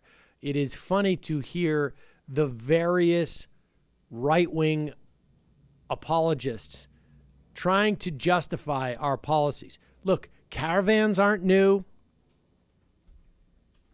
Migrants at the border trying to get in aren't new. The idea that many migrants, that the majority of a caravan could be male is not new. But most importantly, none of this is threatening. We at the Majority Report are willing to offer a migrant caravan insurance policy. The idea was Dean Baker's. I don't know if we're licensed to do this, so it's a little bit under the table. But for $300, we will insure you up to $5,000 if the migrant caravan in any way hurts your home or property or person. If you live in any of the non-contiguous states to the actual fence. But even then, we'll do it. Get enough people to call it. I don't know if we're licensed to do it, but we'll try it. But meanwhile, here's Tomi Lahren just searching, desperately searching for something to criticize the migrants for. And are you ready for this? They're rude. Said them, it's an invasion and an ungrateful one at that. In a recent trip to Tijuana, a DW Espanol reporter interviewed a woman living in a migrant encampment, and she stated the food she'd been given in the camp was fit for pigs and that she would die of hunger if she didn't eat it. Apparently tortillas and refried beans aren't good enough for these so-called asylum seekers. Imagine that. What? She's so dumb. she not really, only is it, not, she reminds me of Sarah Palin, actually. But here's She's the a very thing. similar kind of. Here's the thing. Being stupid, I don't hold that against people. It's not just being stupid. There's a lot of stupid people who are perfectly nice, who are perfectly aware of their limitations. But she is a mean, stupid person. She is a mean, stupid person who makes up for her own stupidity by a sense of superiority that really is unearned, we should say. I mean, honestly, if you're still toiling away at Fox Nation, I mean, it's one thing to go off and do something independent because you have problems with authority and you can't work for people. I understand that. But it's another to be in the basement dweller. I believe literally. I believe I called the top on her career a while ago, and people were unconvinced that she might have a future at Fox News. Well, that's the thing, is you would think, but really there must be something, like we may only see the best of her on You these were clips. right about her top, but I think you also said that she might be going centrist, though, which was the... I don't remember saying that. I think I said she was talentless. But the problem is these migrant... Well, that's true. That was a super Trump move. I love these that. migrant I don't people- recall the wrong call I made. I do recall saying the correct thing. The issue is, of course, that the migrants are rude and are unhappy with the food that they're getting. The point is that it's not only an invasion, but it's an ungrateful invasion. Super ungrateful invasion. I don't appreciate the pepper spray for their nachos. Meanwhile, I found this video. We sometimes get emails from, we get signed up for all sorts of right-wing stuff. And some type of Republican war room sent us, sent an email saying, like, even MSNBC admits the truth about the migrant caravan. And the thing that we've been hearing for a long time about this caravan, for months, is that there was a lot of military-aged men, I think it was, that Seb Gorka said. The implication being, I mean, in the United States, do we refer to military-aged men getting around? It's more like, hey, there's some college students, or there's some millenniums, or there's some military-aged men vomiting in front of the pizza place. Right, exactly. I mean, we don't say this unless they're in the military. But the implication is, of course, you say this when you want to scare people.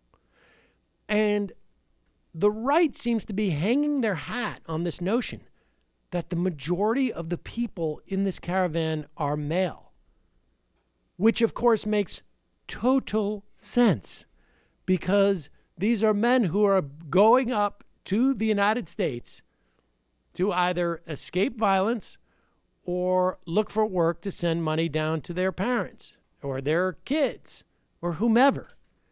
And they have generally the most strength to make this incredibly difficult trek. And even then, they have to go in and show that they can, they apply for asylum and they have to show that they warrant it. And if they don't warrant it, this is what happens. They are not let into the country. Now, I don't necessarily subscribe to a policy that puts the bar that high, but that's the policy that we have. But somehow this video, according to the Republicans, blows the lid off of all this. Listen, folks, and find out that the majority of the people there are actually men. There's only a significant portion of women and children.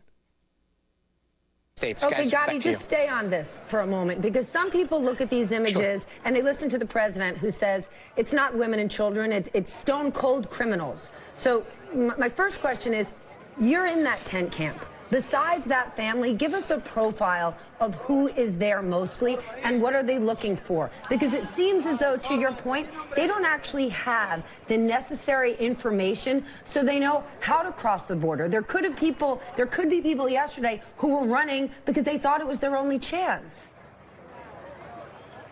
Right. And it's very difficult because this has become such a polarizing issue. If we kind of take a walk, you'll be able to see for yourself. Again, this is the inner sanctum of the shelter.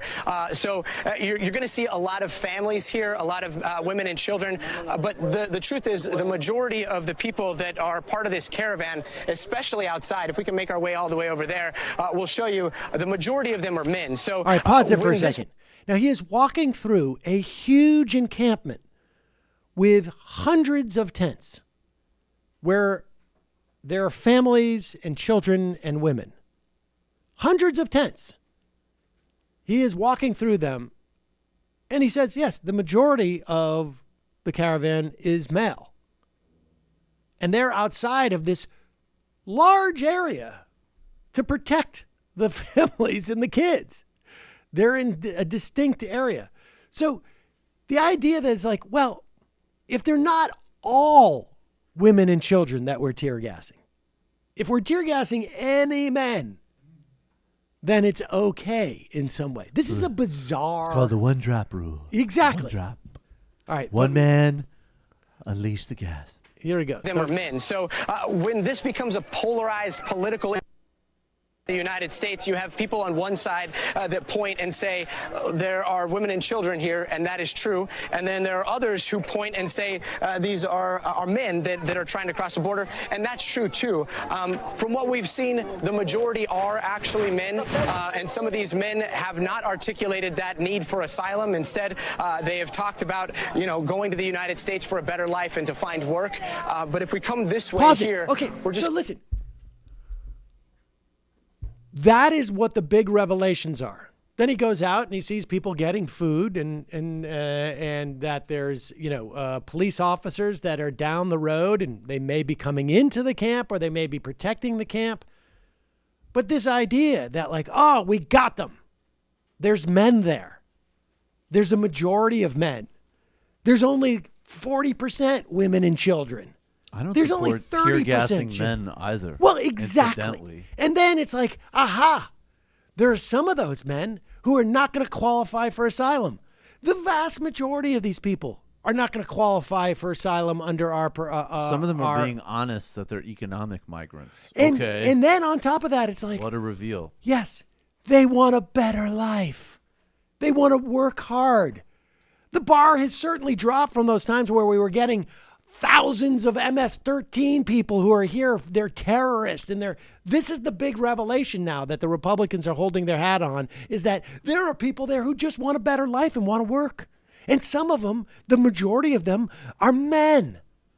MS-13 is also an export from us. Of course. It's literally created But in LA in the 80s. Just looking at the narrowness of the evolving fear of the migrant caravan is now there are men who want to work and make a better life for them and their families. That actually sounds like exactly the type of traditional values we need more of. Exactly. I thought we weren't supposed to be afraid of masculinity. Exactly.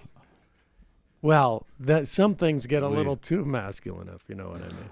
These Mexicans bringing toxic masculinity over here. Here is their traditional ideas.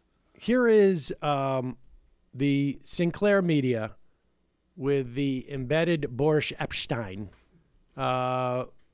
gift from the Trump administration, who is explaining to all the viewers from these 30 some odd % of the country why we really got to gas these people, tear gas the kids, the women, and especially the men. Here is Boris Epstein. It's one of those must-run segments that get sent out from Sinclair HQ. All the local stations need to carry it. The migrant crisis on our southern border has greatly escalated. This past weekend, the United States was forced to temporarily close a major point of entry in San Diego, California, in response to hundreds of migrants attempting to storm the U.S.-Mexico border in hopes of claiming asylum. Dozens of migrants attacked U.S. border enforcement by throwing rocks and bottles. Ultimately, American authorities had to use tear gas to stop the attacks. Some on the left, such as Democrat Congresswoman Maxine Waters, were immediately up in arms about our president and his team standing up for our men and women in uniform and for our national security. The fact of the matter is that this is an attempted invasion of our country, period. Our border must remain intact and secure. It is not a partisan position to believe that our immigration system is broken and needs to be fixed. However, it unfortunately appears that there are many on the left who believe it is wrong to defend our country and abide by the rule of law. I would bet that many of those same people live behind walls and locked doors, but do not want to afford this same benefit to our country as a whole. Here's the bottom line. The notion that a caravan of migrants can be allowed to break through our borders is ludicrous and dangerous.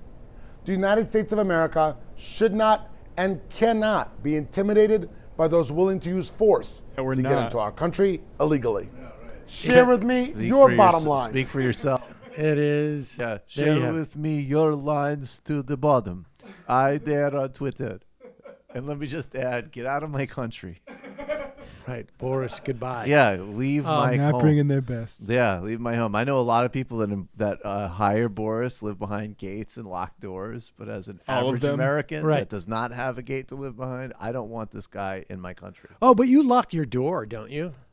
No, I'm too intimidated. It's kind of hypocritical. You want open borders. Yeah, you want but open lock your borders, door? but you have a key to your home? What kind of liberal hypocrisy Incidentally, is that? If you allow people into this country, you can still keep your door locked.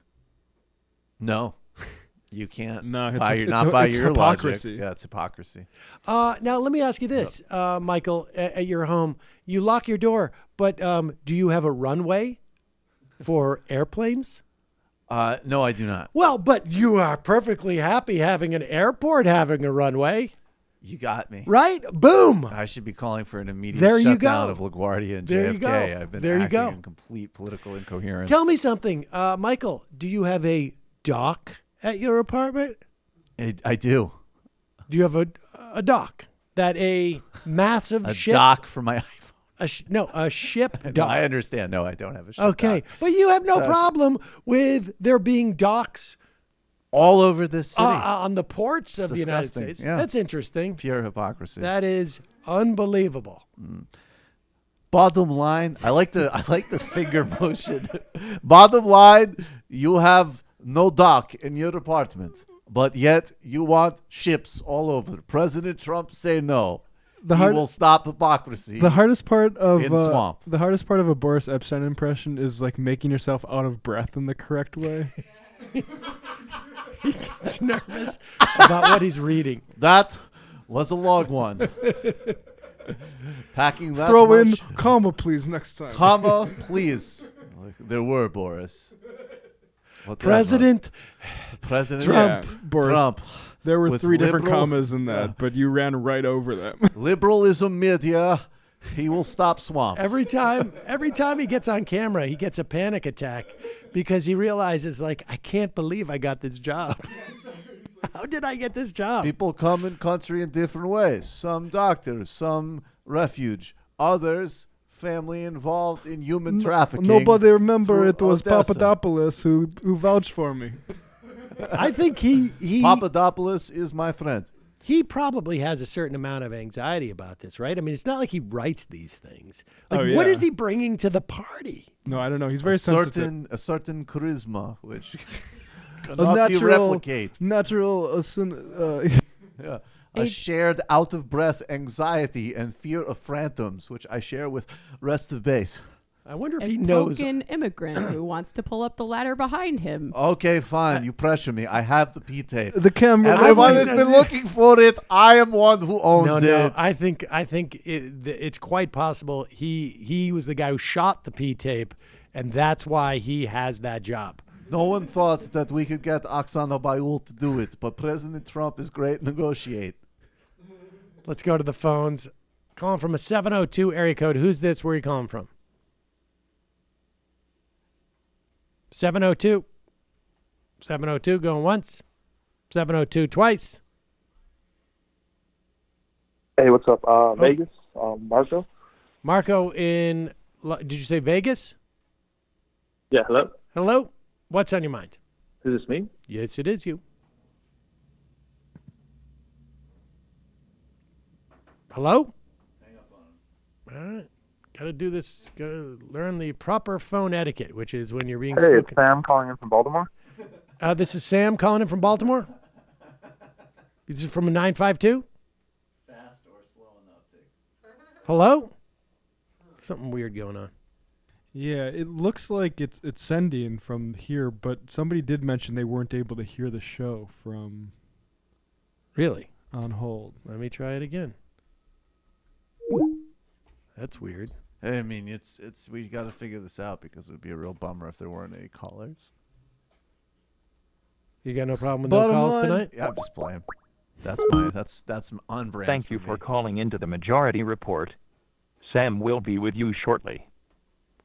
Give us one second, folks. Hopefully we've gotten this fixed. 952, are you there? Hi, this is Sam from Baltimore. Yeah, Sam. Yeah, this is Sam from Baltimore. Hey, Sam, well, what's on your mind? Hi. I really like you guys' coverage of these IDW crypto factors. And looking forward to Michael's book. And they are doing a little world tour across the West, spreading their propaganda, the usual crew, Seminars, the Nawaz, Weinstein freaks. And Pangburn Philosophy is their touring company, but also a YouTube channel putting out their talks. And, they have other videos such as a conversation with Nazis. But their CEO recently pulled a little cash grab at their Australian shop. He cut payments to the speakers, and that led to them canceling their New York City conference.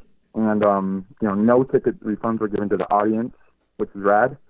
And wait a second, I can't hear you. So The what phone happened quality's was not good. there's a group, there's a guy Pangburn. I think it's Travis Pangburn or Yeah, something and like that. he was basically organizing these IDW. Oh, does this tweet explain it?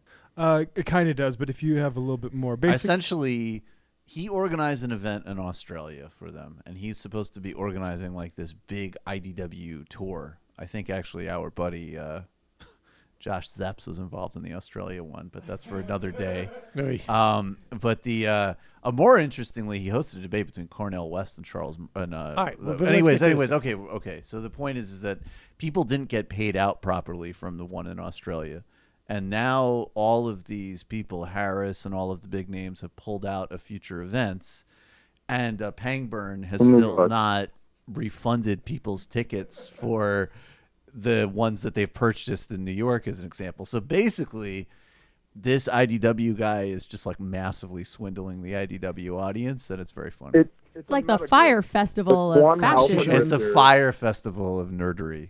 Yeah. Alpha grifter drifting off of a group of grifters. So I don't really think it's capitalism. Well, I mean, I'm all for that. I mean, I think there's a form versus form follows function quality to this. The speakers were going to swindle their people, and so the swindlers swindled the swindles. Yeah. There's a lot of funny, like I think Sam Harris had I think this guy Pangburn had a quote a couple weeks ago where he's like, I'm going to be spending some time off social media to like work on a book or something, which is of course the favorite move of these people. And Harris like quote tweeted, he's like, are you out of your minds? People need their money back. I'm going to be contemplating big ideas. Sorry about that. Fuck yourself. I love this comment to the Barry Weiss thing saying, I'm very sorry. I was looking forward to it, but I cannot participate in good conscience given that Pangburn has failed to make past speakers whole and ticket holders whole. And then somebody writes, I'm a devoted fan of your writing and speaking, which is weird enough to say to Barry Weiss. But you're not punishing Pangburn by pulling out at the last minute. You're punishing those of us who already paid to attend. It's nice you're standing up for others, but you're also making it worse for a new class of victims. And that's really what this is Sam, about. I appreciate your call. Well, the reality is she's not doing it for the guy's right. Or she's not doing it for the audience. She's doing it because she ain't going to get paid. Yeah. I just like how they're classing themselves as a new class of victims. Very fun from the IDW crowd. It's one let's thing go that back got to that lost, 702 in, caller. Like, policy history, but quite is different from having a ticket not get refunded. Obviously, I like the one above it, but that's just my puerile sense of humor talking. 702, calling from a 702 area code. Who's this? Where are you calling from? Hey, is this me? Yes. Hi, Sam. I was just wanted to ask two things really quick. Who's this? Sorry. One, what do you guys... Marco, sorry, from Vegas. Marco, okay. What do you guys think the practicality would be of having basically all the progressive organizations like Justice Democrats or Bernie Sanders, Our Revolution, uniting and backing progressives nationwide instead of having different organizations doing the same thing? And my other question would be, how practical do you think it would be for Bernie Sanders and Ro Khan to fight for the union, to unionize big corporation employees like Walmart or Amazon, instead of just fighting for the $15 minimum wage? Just give the power to the people instead of giving them the money, I guess. All right. And Marco, I'll let you go and answer you. Okay. Well, one, I think there's value in having various groups because they exist for a reason. The people who founded them probably feel on some level that the existing groups don't fulfill all of their needs or represent them well, and so this is fine. I'm not sure that you get a better benefit out of a large structure as opposed to multiple smaller ones, and there are specific legislative things that Sanders or Ro Khanna can do to help unions, like card check. We could actually really do that as opposed to pretending that it's going to be done. It's obviously more difficult now because of the Supreme Court and what the Supreme Court has found in terms of protections for unions. I think maybe rolling back parts of Taft-Hartley. There was someone actually I want to interview on that, but that's a good question. I think it's one we're going to try and see if anybody has written any pieces about. But there's a lot of legislative things that they can do, broadly speaking, that can enhance unions. I don't know if you can do anything to. I mean, I think pushing for a $15 minimum wage is not necessarily mutually exclusive from the idea of making it easier for people to unionize. But having a National Labor Relations Board that is going to be pro-union is going to be helpful. That, of course, we're going to wait until the next another Democratic good reason president to back Sanders if he runs. That will be by far the best appointments from him for something like that.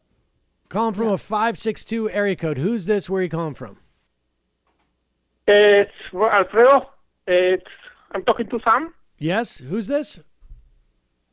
Oh, this is Alfredo. It's about a project I sent you an email. I don't know if it's possible for you to contact me later after the show. It's probably you could help me just with a referral, so I don't have to waste too much time. Explaining right now.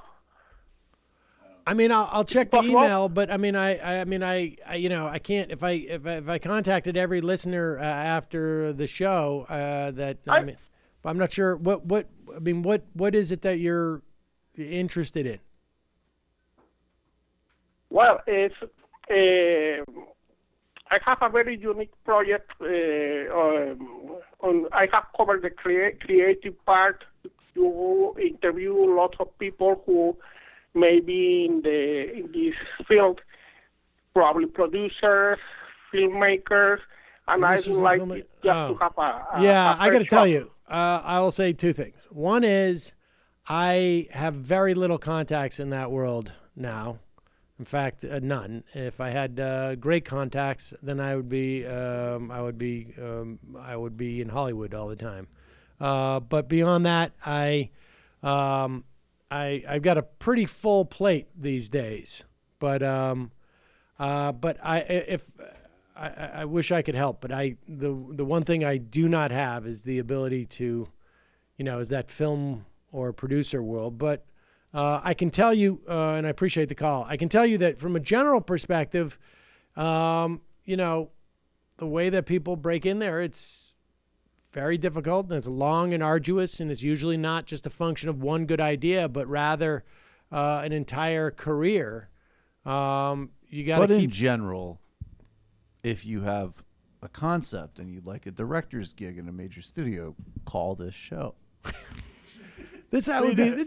I would say third thing. first what you should do is it's a new blacklist. Email Sam at majorityreporters@gmail.com repeatedly, and then if he doesn't get back to you promptly, you call the show. Call the show. Whether you want voiceover work, because there's thousands of people who want. Whether you want voiceover work, direct a job, but maybe also you want say maybe a character actor role. Right. Just call the show. Well, we do have a direct line to George Soros, so if you actually are looking to appear in hour-long dramas, do call, because that is one area I can, calling from an 813 area code. I was just wondering, maybe you hadn't heard clearly what he said, because in general, people should call for that. 813 area code. Who's this?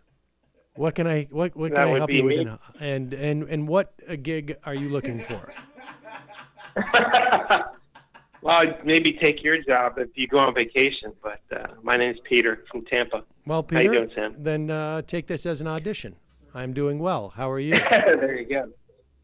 Well, I'm doing pretty good. Still kind of, my head's still spinning a little bit from Sunday morning talk shows and, watching a franchise. Rejected. You will not be taking over Peter, Sam during vacation. The first thing I would Thanks say for your interest, Peter. First thing is trim the fat. Trim the fat. Speakerphone's no good. Speakerphone, no good. Welcome to the Majority Report. Many of us are watching TV.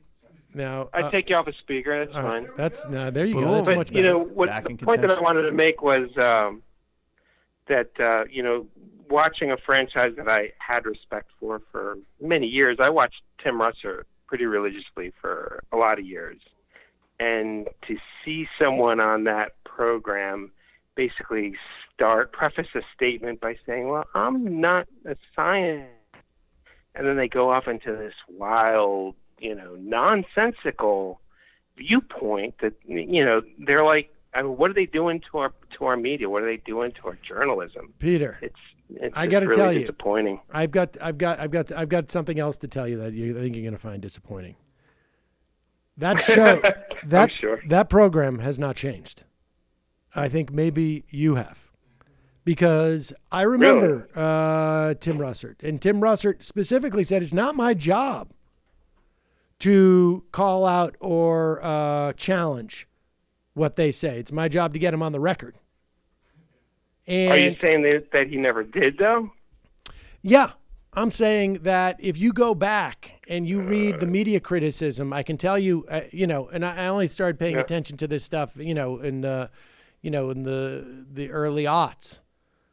You will see this exact criticism of him. Now, who knows what he would be doing if he was around today, but I can tell you that there is a straight line I think you can draw from that type of treatment of politicians who would come on that show, on anybody who would come on that show, and the rise of a Donald Trump.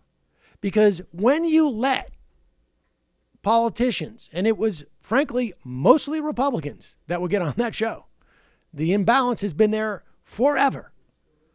Still is in many respects.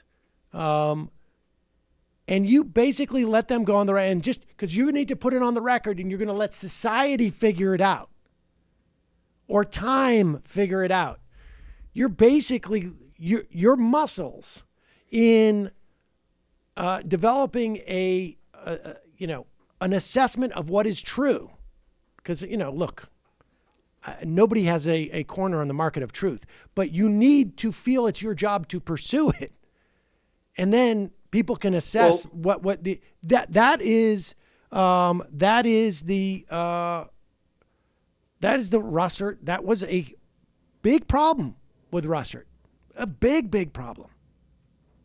And you go back, whether it was the conduit for Cheney saying that the New York Times has reported this, and the unquestioning at probably the most important time to be skeptical and question politicians, when you're about to enter a war of choice. I mean, he may have been a good broadcaster, but what you're complaining about, you're just saying it's the same as it ever was. I'm saying that a lot of these people were responsible for what we have now. Yeah. Because I'll tell you the difference. That on that Chuck Todd version, that woman said that thing. Yeah.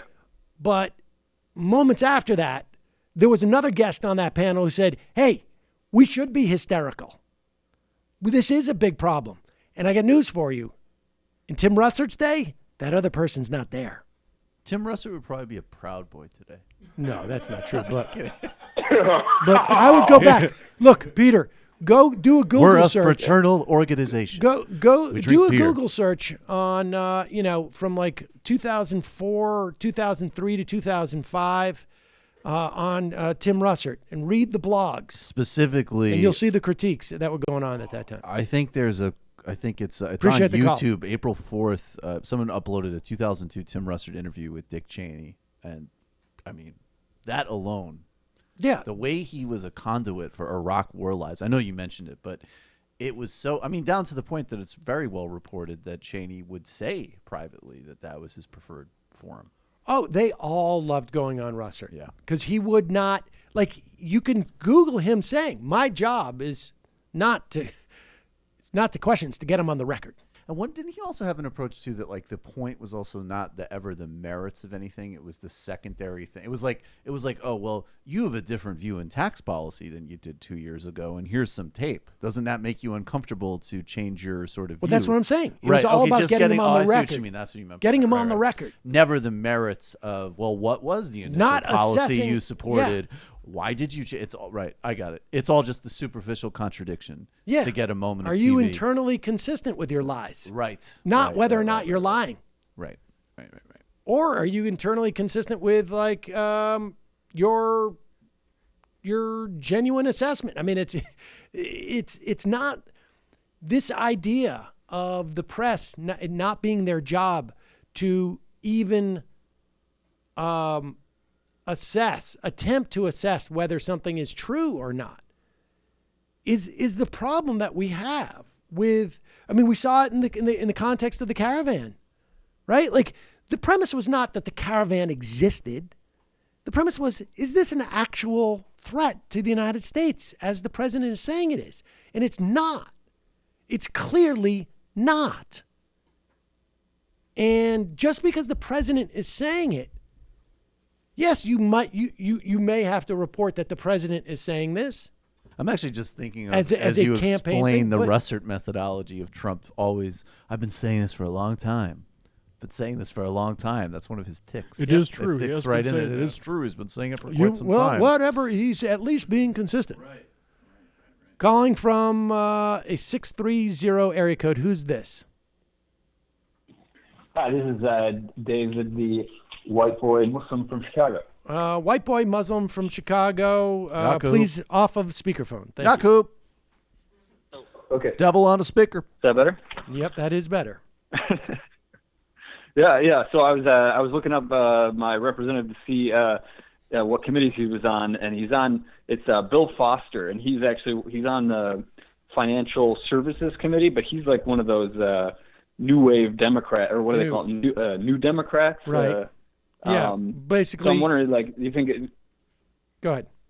Do you think I should like call him and you know, I don't know. What do you guys think? Should we try and primary that guy, or what? What do you think?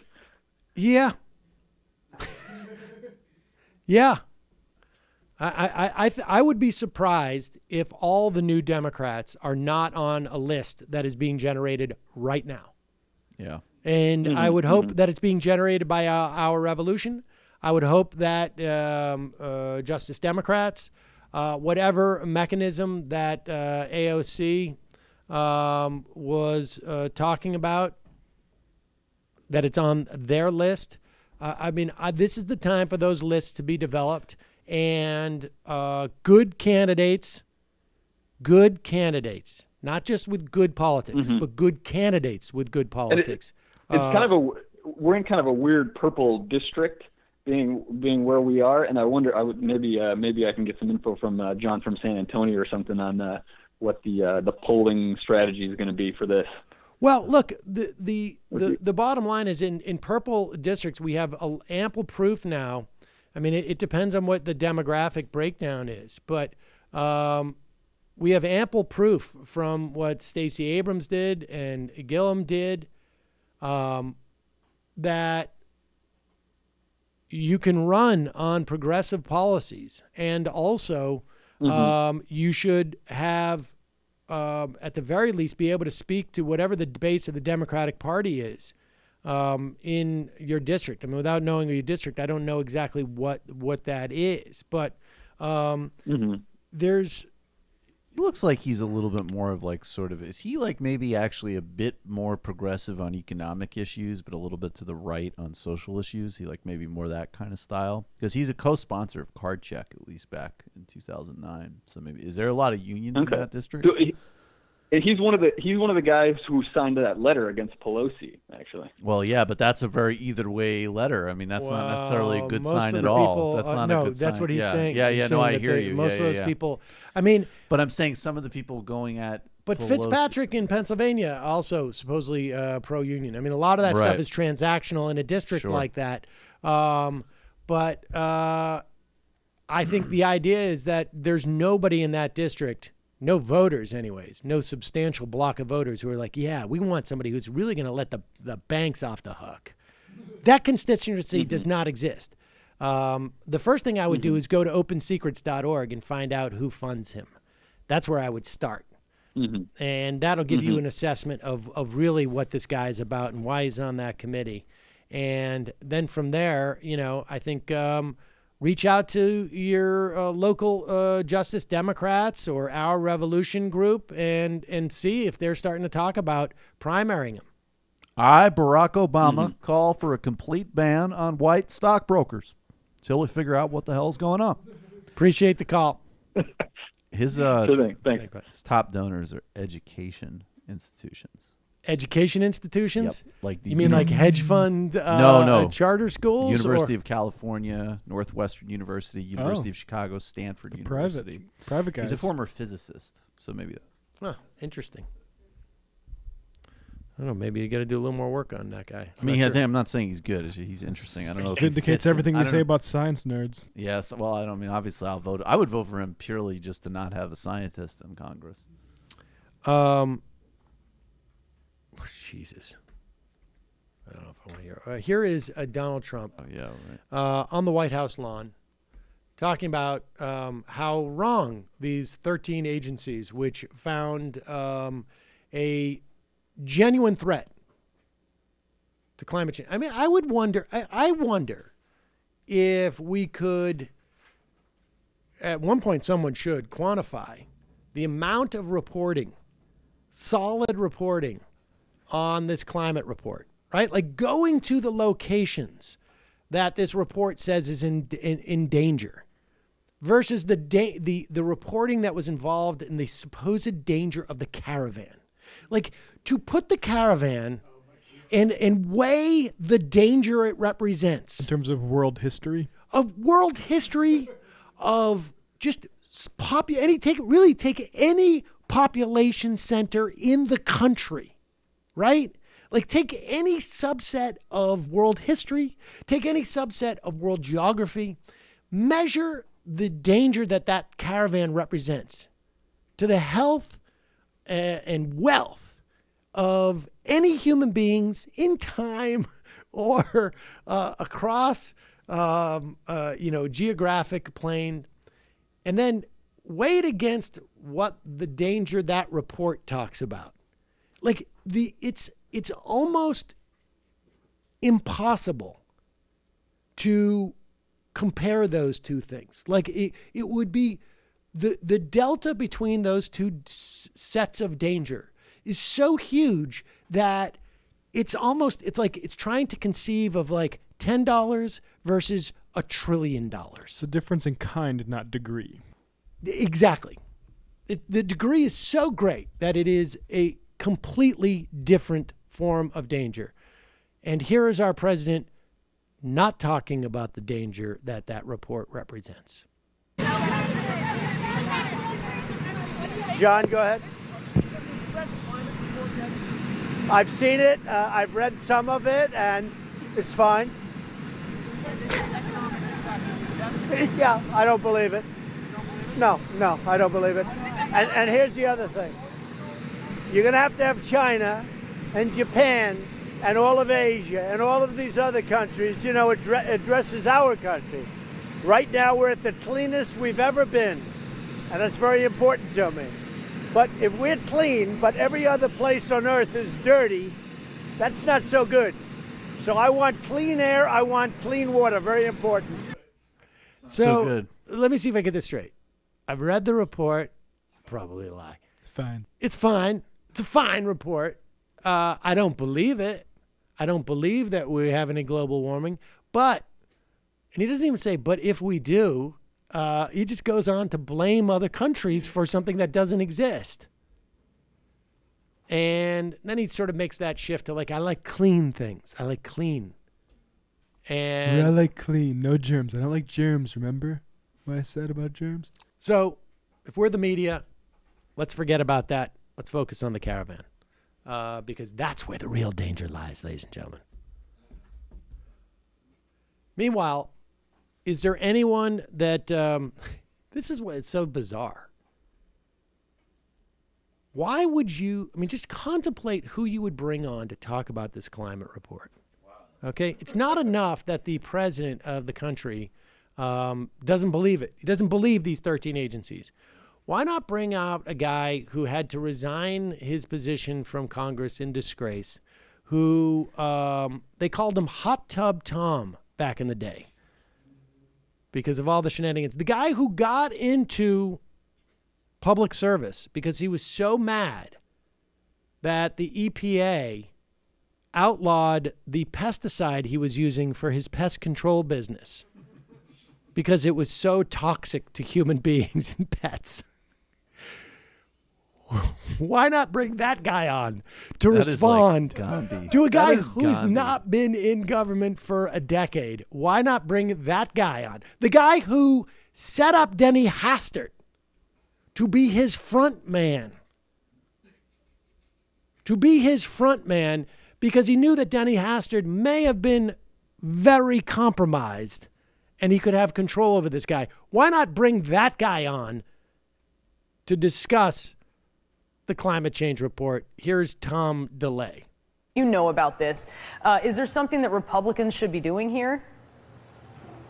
Yeah, they should be standing up for good, solid science. I tried to read the report that came out Friday, and frankly, it is horrible. It's a political document, and I can't understand why the Trump administration allowed. I know that the statute calls for such a report, but for this kind of report, which is nothing more than a political document and an alarmist political document, why they let it out like this? They should have written a completely different kind of report based on real science. The climate change is real. Wait, so you think scientists in the administration, you think that they went, so you're basically saying that there was sort of a conspiracy to do something that was inaccurate? I guess I'm not following you. Well, look at the report. The report is nothing more than a rehash of age-old 10 to 20-year assumptions made by scientists that get paid to further the politics of global warming. That's what this is all about. It's not any new science. It's not any new. The only new stuff is the alarmist stuff that in 80 years we're going to see people dying and starving and all that kind of stuff. I remember growing up with Paul Ehrlich and his population bomb. He predicted that right now we would all be starving worldwide, and he's been discredited and debunked. Pause it for 1 second. See, I don't know if there's a name for this type of argument, but the argument of all of these scientists and these 13 agencies are wrong because I read a book once that was wrong. Paul Ehrlich's 1970s population alarmism somehow validates. Wow, I think it's called pivoting, maybe. That's an incredible. That's beyond a pivot. That's like astral. No one will notice. That's astral travel. That's a just totally different domain. That's mind blowing. And most people, that is also very. That's politics, Dennis Miller, because nobody watching that is going to be like, oh, yeah, right, Ehrlich, I remember that. But the argument is just, the argument is an age-old conservative argument, which is like, scientists have been wrong. It's a straw man. Yeah. But this isn't one guy. This is a... It's more than one guy. Everybody bought in. I mean, this everybody is bought overwhelmingly accepted science. No, Brianna, everybody bought into that population bomb, and it affected the politics, and a lot of bad stuff was passed in Congress and others that never benefited anybody or had any change. We need to be focused on adapting to climate and droughts and fires and those kinds of things. We can adapt. You mentioned Houston. The only reason we had the huge flood that we had was the government-run dams that failed outside of Houston. So in other words, it's real, but we cannot mitigate it. We apparently have no way of telling what is causing it. We have no way of knowing. It's a complete mystery. It's as if like cars just existed. We can drive them. We should get out of the way of them, but don't look under the hood. We couldn't possibly understand what's going on in there. The one thing we do understand about it, though, is that it's going to be too bad for Republican donors' bottom lines for them to even consider doing anything about it. And, like, who does he think is paying off all these scientists, and for what end? The global climate need to change get more money to the scientists so hoax white people get back to the caves. They, if you really push them on it, or you got them on like a James O'Keefe style hidden Soros. camera, they would. Well, they'd say Soros, or they'd say like it's socialists. Yeah, this is where it dovetails with Illuminati and flat Earth conspiracy theories, because the only motivation ascribed to the people who are supposedly paying off the scientists is like they're just evil lizard people who want to create a new world. Pat Robertson said green on the outside, red on the inside. That's right. It is socialists and communists who are spending the big bucks so that society will then theoretically take away their money. Right? It's Soros who's doing this so that we have a socialist society, and then he's not allowed to have his cash. It doesn't make a whole lot of sense. I guess that's where the flexibility comes in. It's just masochism. White people are canceled. It's just George Soros. It's just conspiracy a huge theories and here it is. anti-Semitism. Because on the one hand, look, it's Bill Mitchell. Here, He's Bill my Mitchell. favorite. Yeah, well, this guy, we're like wealthy capitalists and socialists. This guy expresses why is the only solution to man-made global warming is always socialism. Now, first of all, that's obviously not true.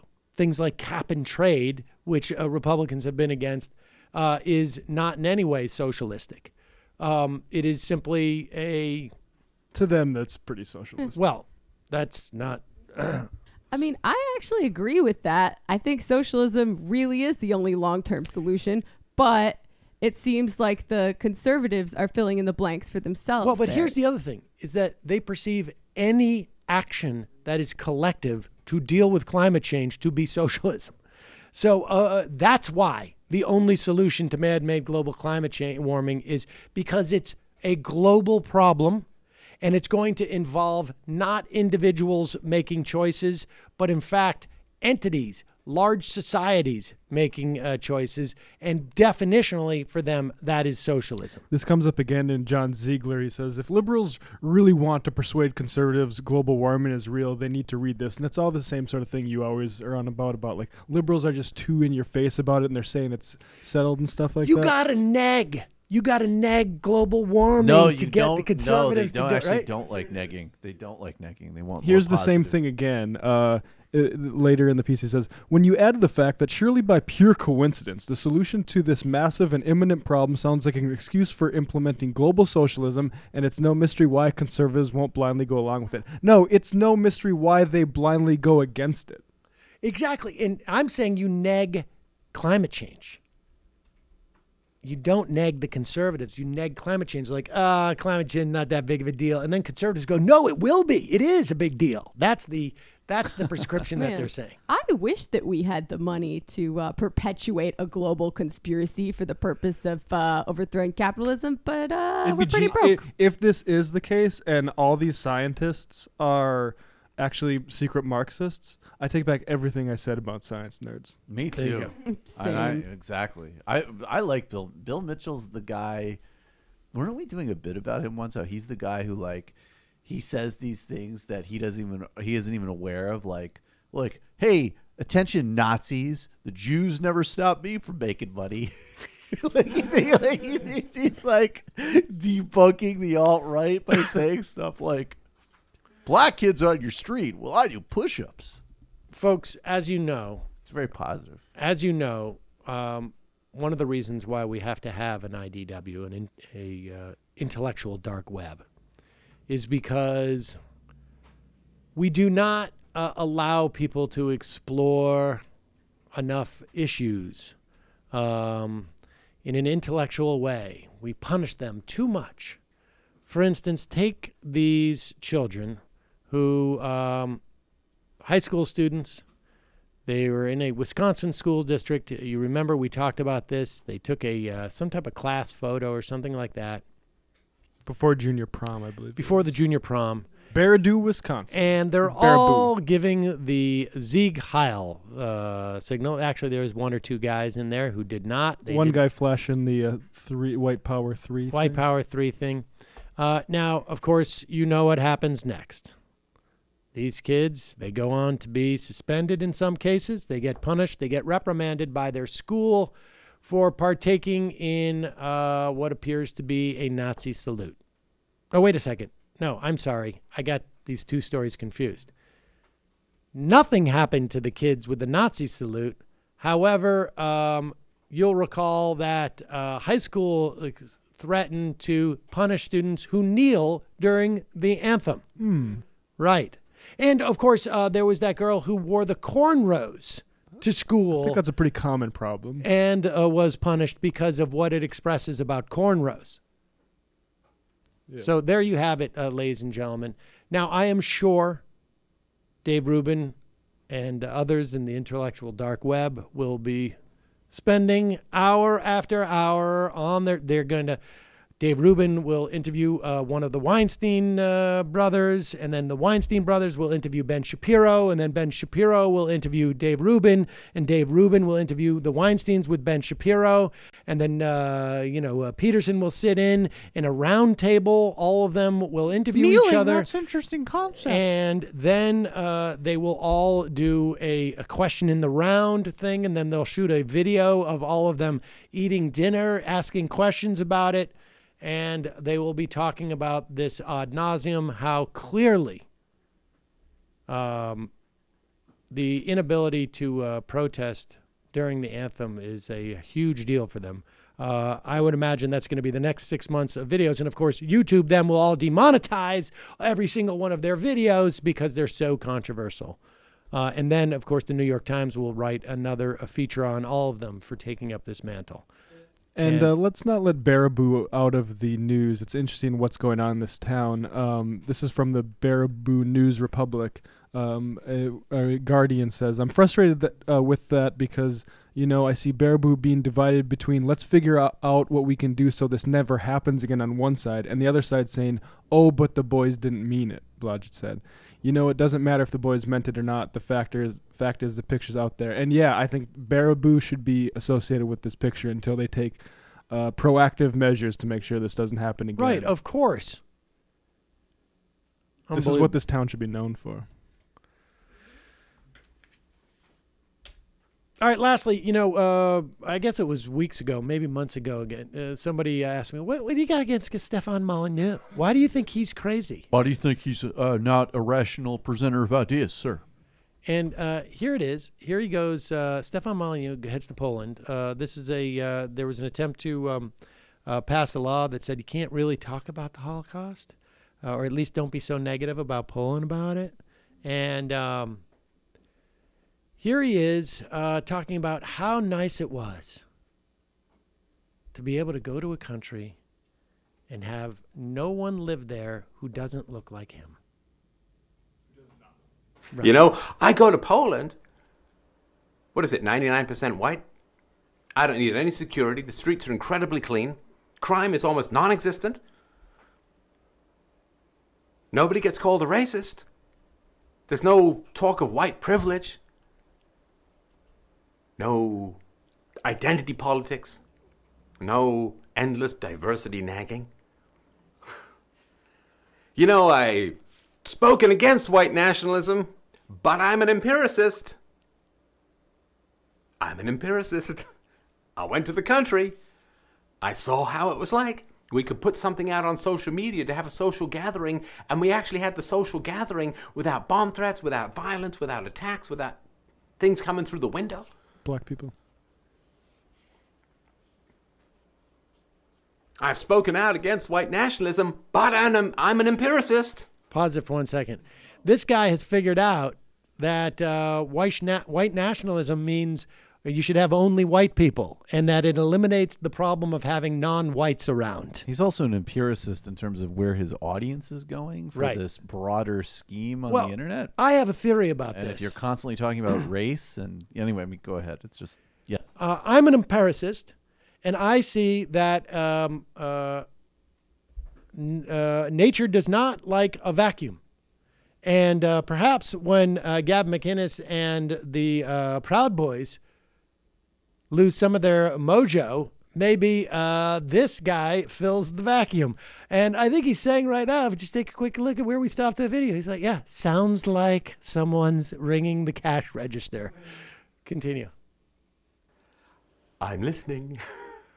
I'm listening to my experiences. Can't argue with the facts. Can't argue with the reality.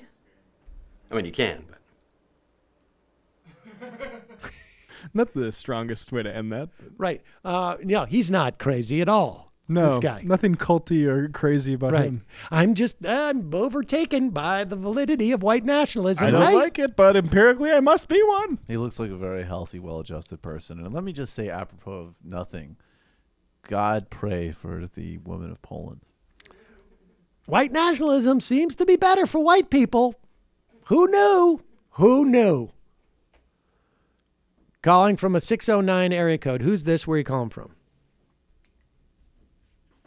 609? 609? 609? Let's try it again. Calling from a 910 area code. Who's this? Where are you calling from? 910. Hey, Sam. This is Daniel. Hey, Sam. This is Daniel calling from North Carolina. Daniel from North Carolina. What's on your mind? Hey, so I just wanted to talk really quick about like the electoral map sort of for 2020 and like the so-called South. I've grown up in North Carolina. I'm from an immigrant family, but I've lived here most of my life. We're a pretty southern state, but we've kind of been like more of a swing state than most other southern states. And so I'm just thinking the Democrats really need to target, white working class voters in these red states because the Republicans are not doing shit for them. And, I know Candace Owens has this whole Blexit movement that she was trying to do. Man, there needs to be a Rexit movement. We need to tell all the rednecks in the South. Many of them are my friends. They have good hearts. They're good people. They're not backwards like this media misconception is. We need to tell them, you all need to leave the Republican Party. Okay, these dudes are screwing you. North Carolina's 48th in the country in education. Your jobs are getting shipped overseas through these trade deals. Nothing is, they're only cutting taxes for their wealthy friends and stuff. Most of y'all now support legalizing marijuana. Most of y'all support even raising the minimum wage. Most of y'all need health care. So I don't know why the Democrats aren't like doing enough of that. I feel like everyone is trying to do this identity politics of more appealing to minorities, which is still important, but we need to get these white working class voters. I feel like many of them in the South in these red states are persuadable, but I don't see the Democrats going after them. Well, I mean, Daniel, we've saw basically the model you're talking about was tested in some respect in Georgia, right? I don't know that these two things are mutually exclusive, but there's a lot of evidence to indicate that the problem that white working class, or let's put it this way, non-college educated white people, to the extent that I've seen data, it suggests that one of the issues they have with the Democrats is they're afraid that the Democrats are too pro, I guess, people of color, right? And people can characterize that fear, as they want. Let's not, I happen to think that's sort of based in racism, but let's just for the moment. I feel like that's more being exploited by Trump and these not just alt-right Trump. dudes. No, I agree. And there's a significant amount of data that during the course of the Obama presidency, it was easier to do that, to exploit them. But they're being exploited and preyed upon in that situation. So the Democrats have a choice. They can they can try and distance themselves. You'd have to actively distance yourself, right? from their base. I mean, the fact of the matter is that Obama won North Carolina. I think it was in 2008. I don't think he won in 2012. Yeah. But no, he didn't. He won in 2008, in part because it was before a lot of those white people, frankly, were sort of became aware of the fact that the Democrats... There was actually a group called Rednecks for Obama. We need to get like Rednecks for Bernie. Well, yeah, I understand that, but my point is that you cannot alienate the base of the Democratic Party in North Carolina. You could get all those white working class voters, but it's not going to just be based on, at least based upon what the data. It's not going to be just based upon the fact that you're fighting for the $15 minimum wage. For some of those people, you're going to have to prove to them that you're not the party of people of color. And I don't know how you do that or why you would want to without sacrificing those people of color who have issue sets that they also want addressed. And so I think you got to bring, you got to go progressive with your policies. You've got to offer these things. I think, Stacey Abrams, showed that. She got the highest vote tally in ages. But you also need to speak to people of color because, frankly, they're the base of the party. Can I say two things real quick? There is a group called Redneck Revolt that advances socialist politics from a working class perspective, and it's largely in places where there are mostly white working class people. I have two really, really quick thoughts about this. Most working class people, most people who are struggling financially, did not vote for Trump. In fact, most people who are struggling financially didn't vote at all. The people who elected Trump, there is a small slice of white working class voters who did vote for Trump, but mostly it's the same people who always vote for Republicans, and that does not skew poorer than people who vote for Democrats. So I think what they really need to be doing is talk about the working class as a whole. If Democrats want to appeal to working class people, honestly, if you voted for Trump, you might not be coming back. I care way more about the people who don't vote, who don't normally vote. And that's not just white working class people. That's all working class people. Turnout among black voters cratered from 2008 and 2012. I think Michael had on Malaika Jabali on his show recently to talk about that, how people of color are not turning out for the Democrats either. And I think the rise of Trump, sometimes we give short shrift to the important role played by the collapse of the Democratic Party and the collapse of turnout among people who might have voted for Democrats. So I think that's way more important than appealing to the small slice of white working class people who might be persuaded to swing. And we should say this too. Okay, now the midterm elections we just had was the greatest victory of any party in a midterm elections by percentage. In North Carolina, the midterms were essentially 50-50. It just happens that they're gerrymandering there, so Republicans won 10 of 13. But it was a total repudiation of republicanism. That's why and it runs across the board, I think, from a populist left surge, which totally overlaps these issues, and also, credit where credit is due. A lot of indivisible moms made it happen in a lot of districts, and there's a center left to genuine broader left coalition, and that's always been the nature of the Democratic Party and the site of collaboration and battle. I do fear some people may take this the wrong way, like Avenatti, who are saying that the nominee has to be a white male. I don't want them to go off the rails with that. There are plenty of Democrats taking the utterly wrong lesson from the failures of 2016. And I knew that they would from the beginning. Their lesson is, Democrats need to get more racist again or stop caring so much about identity. No, they need to care about the working class as a whole. They do not need to substitute these empty neoliberal identity politics for some empty pandering class politics, which is what folks like Michael Avenatti want to do. And I will say this too, and I appreciate the call, Daniel, that one of the reasons, I mean, in terms of voter turnout, there is a significant difference in the structural impediments when you remove structural impediments or add structural impediments in terms of the turnout numbers.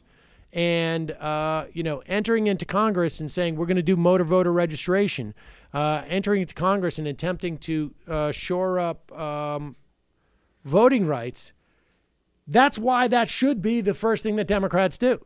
Get the structural advantages, do the right thing that are also going to help and maintain your power and build upon it. So, all right, folks, we got time for one more quick phone call. That's it. Who's this? You come from a 907 area code. Everybody else, I'm sorry.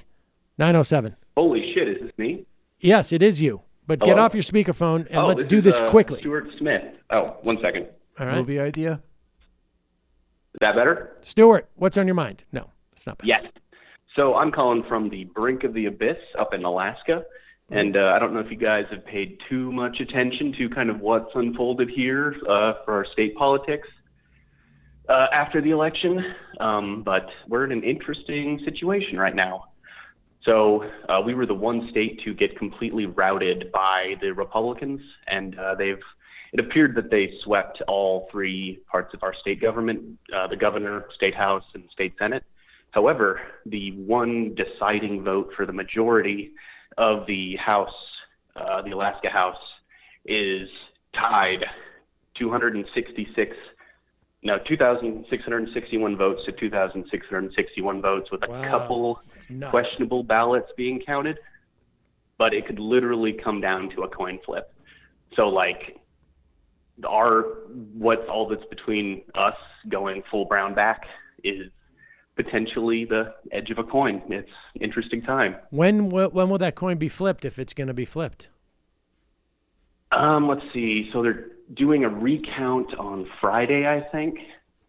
And if not, and if that comes up the same, or if the one ballot found in a sleeve with the machines as it was turned in doesn't get counted, or if it gets counted and there's another absentee vote from overseas military personnel or something like that, it'll be the week after that, I think. Jeez, nuts. So keep us updated, Stuart.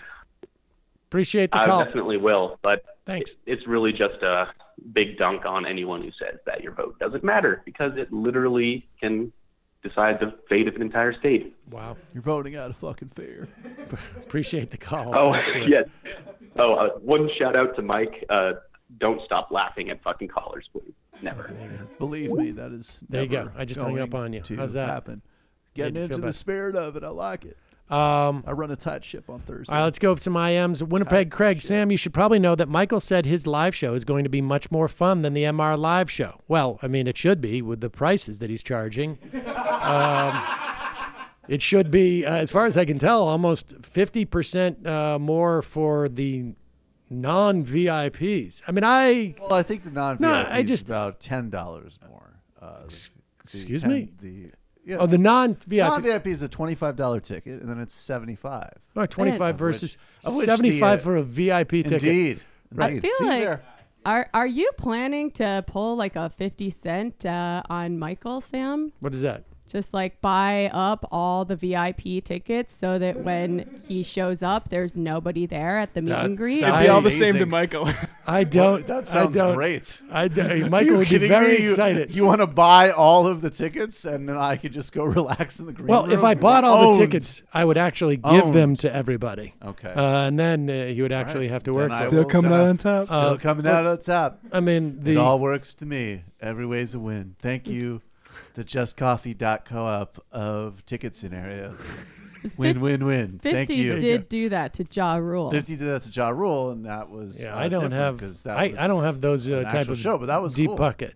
I you know what though? But wait, how many times? I appreciate the 50-cent reference. What is the 75? What is that? How many times is that of $15? It's 6 times, 5 times.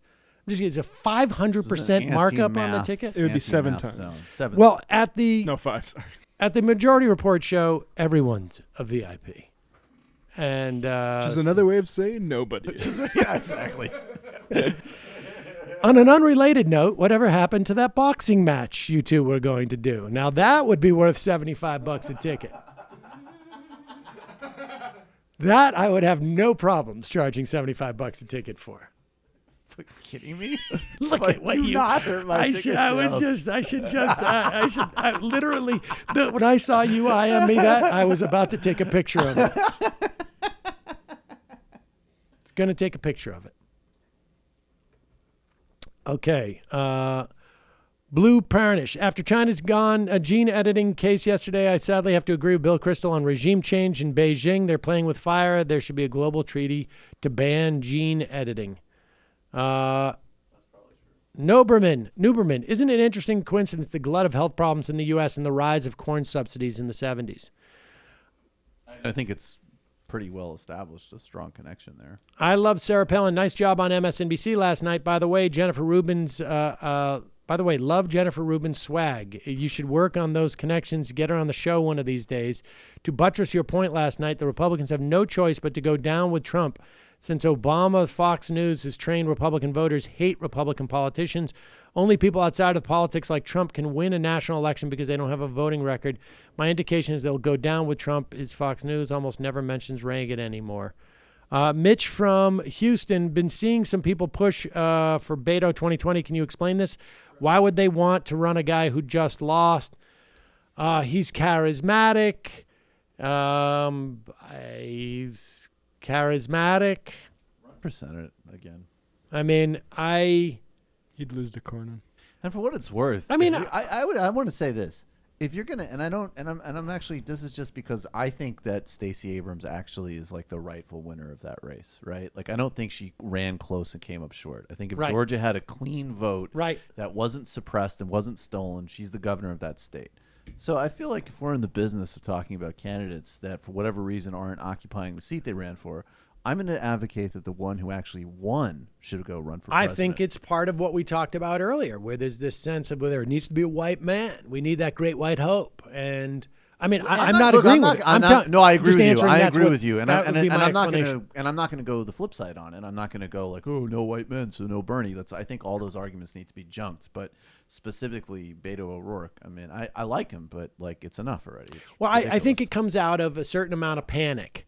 That actual ideas can't win an election. So let's get the charismatic guy up there who has no, substantial record. I mean, obviously has a record in Congress, but who is charming and, captured the imagination of young people. And the other reason is he raised a tremendous amount of money from across the country. To raise $32 million for what people, start out the gate thinking like that is going to be sort of quixotic, is impressive. I mean, that is a legitimate impressive feat, but take it for what it will. Max in Phoenix, you want to take us back to the 20th century? And the opening just made my day. I also wish it was 1986. Majority report thought you guys, y'all looking scrumptious today. Nick from Manitoba. Hey, Sam, did you write Pilot Season? Who's the caboose in Bad Situation? Just so you could kiss Sarah Silverman? Don't lie. You totally did, you sleaze. Well, I mean, I don't know what to say. I had kissed her before those were written, truth be told. Flex. Which way did you say the beach was? Definitely not Michael Brooks. Hey, Sam, can we wrap up the show? I want to go listen to 50 Cent and read Mein Kampf. Miguel Exco, you mentioned that productivity may not be important to human happiness or equality, but does that include or relate to innovation? Luska, speaking of food production, corn and soybean farmers saw record yields despite a 70-day drought in the summer and 13 inches of rain mid-harvest. Treated grain is more ready for climate change than people running out of time to cut it. Bang Barded. Never Trump or Eric Erickson has gone full flash. Oh yeah, we gotta. Didn't we pull that? Or we'll do it tomorrow. Kentucky Fried Comrade wants to say thanks to Sam for wearing a sweater vest today. That completes my MR bingo card. Left his best. And now my bingo card is complete. Nice job. And the final I am of the day. What's going on here?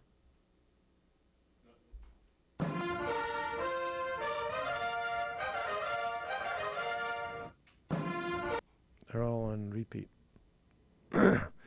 I wish you guys could stop advertising Blue Apron. That service creates a ridiculous amount of single-use plastic waste, the tiny packages of soy sauce and spices, individually wrapped produce, etc. We have to reduce plastic waste. It's destroying our oceans and harming our bodies. Just get a recipe book.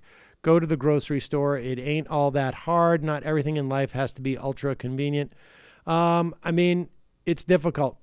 I appreciate what you're saying. I think they are trying to cut down on the amount of waste that they create.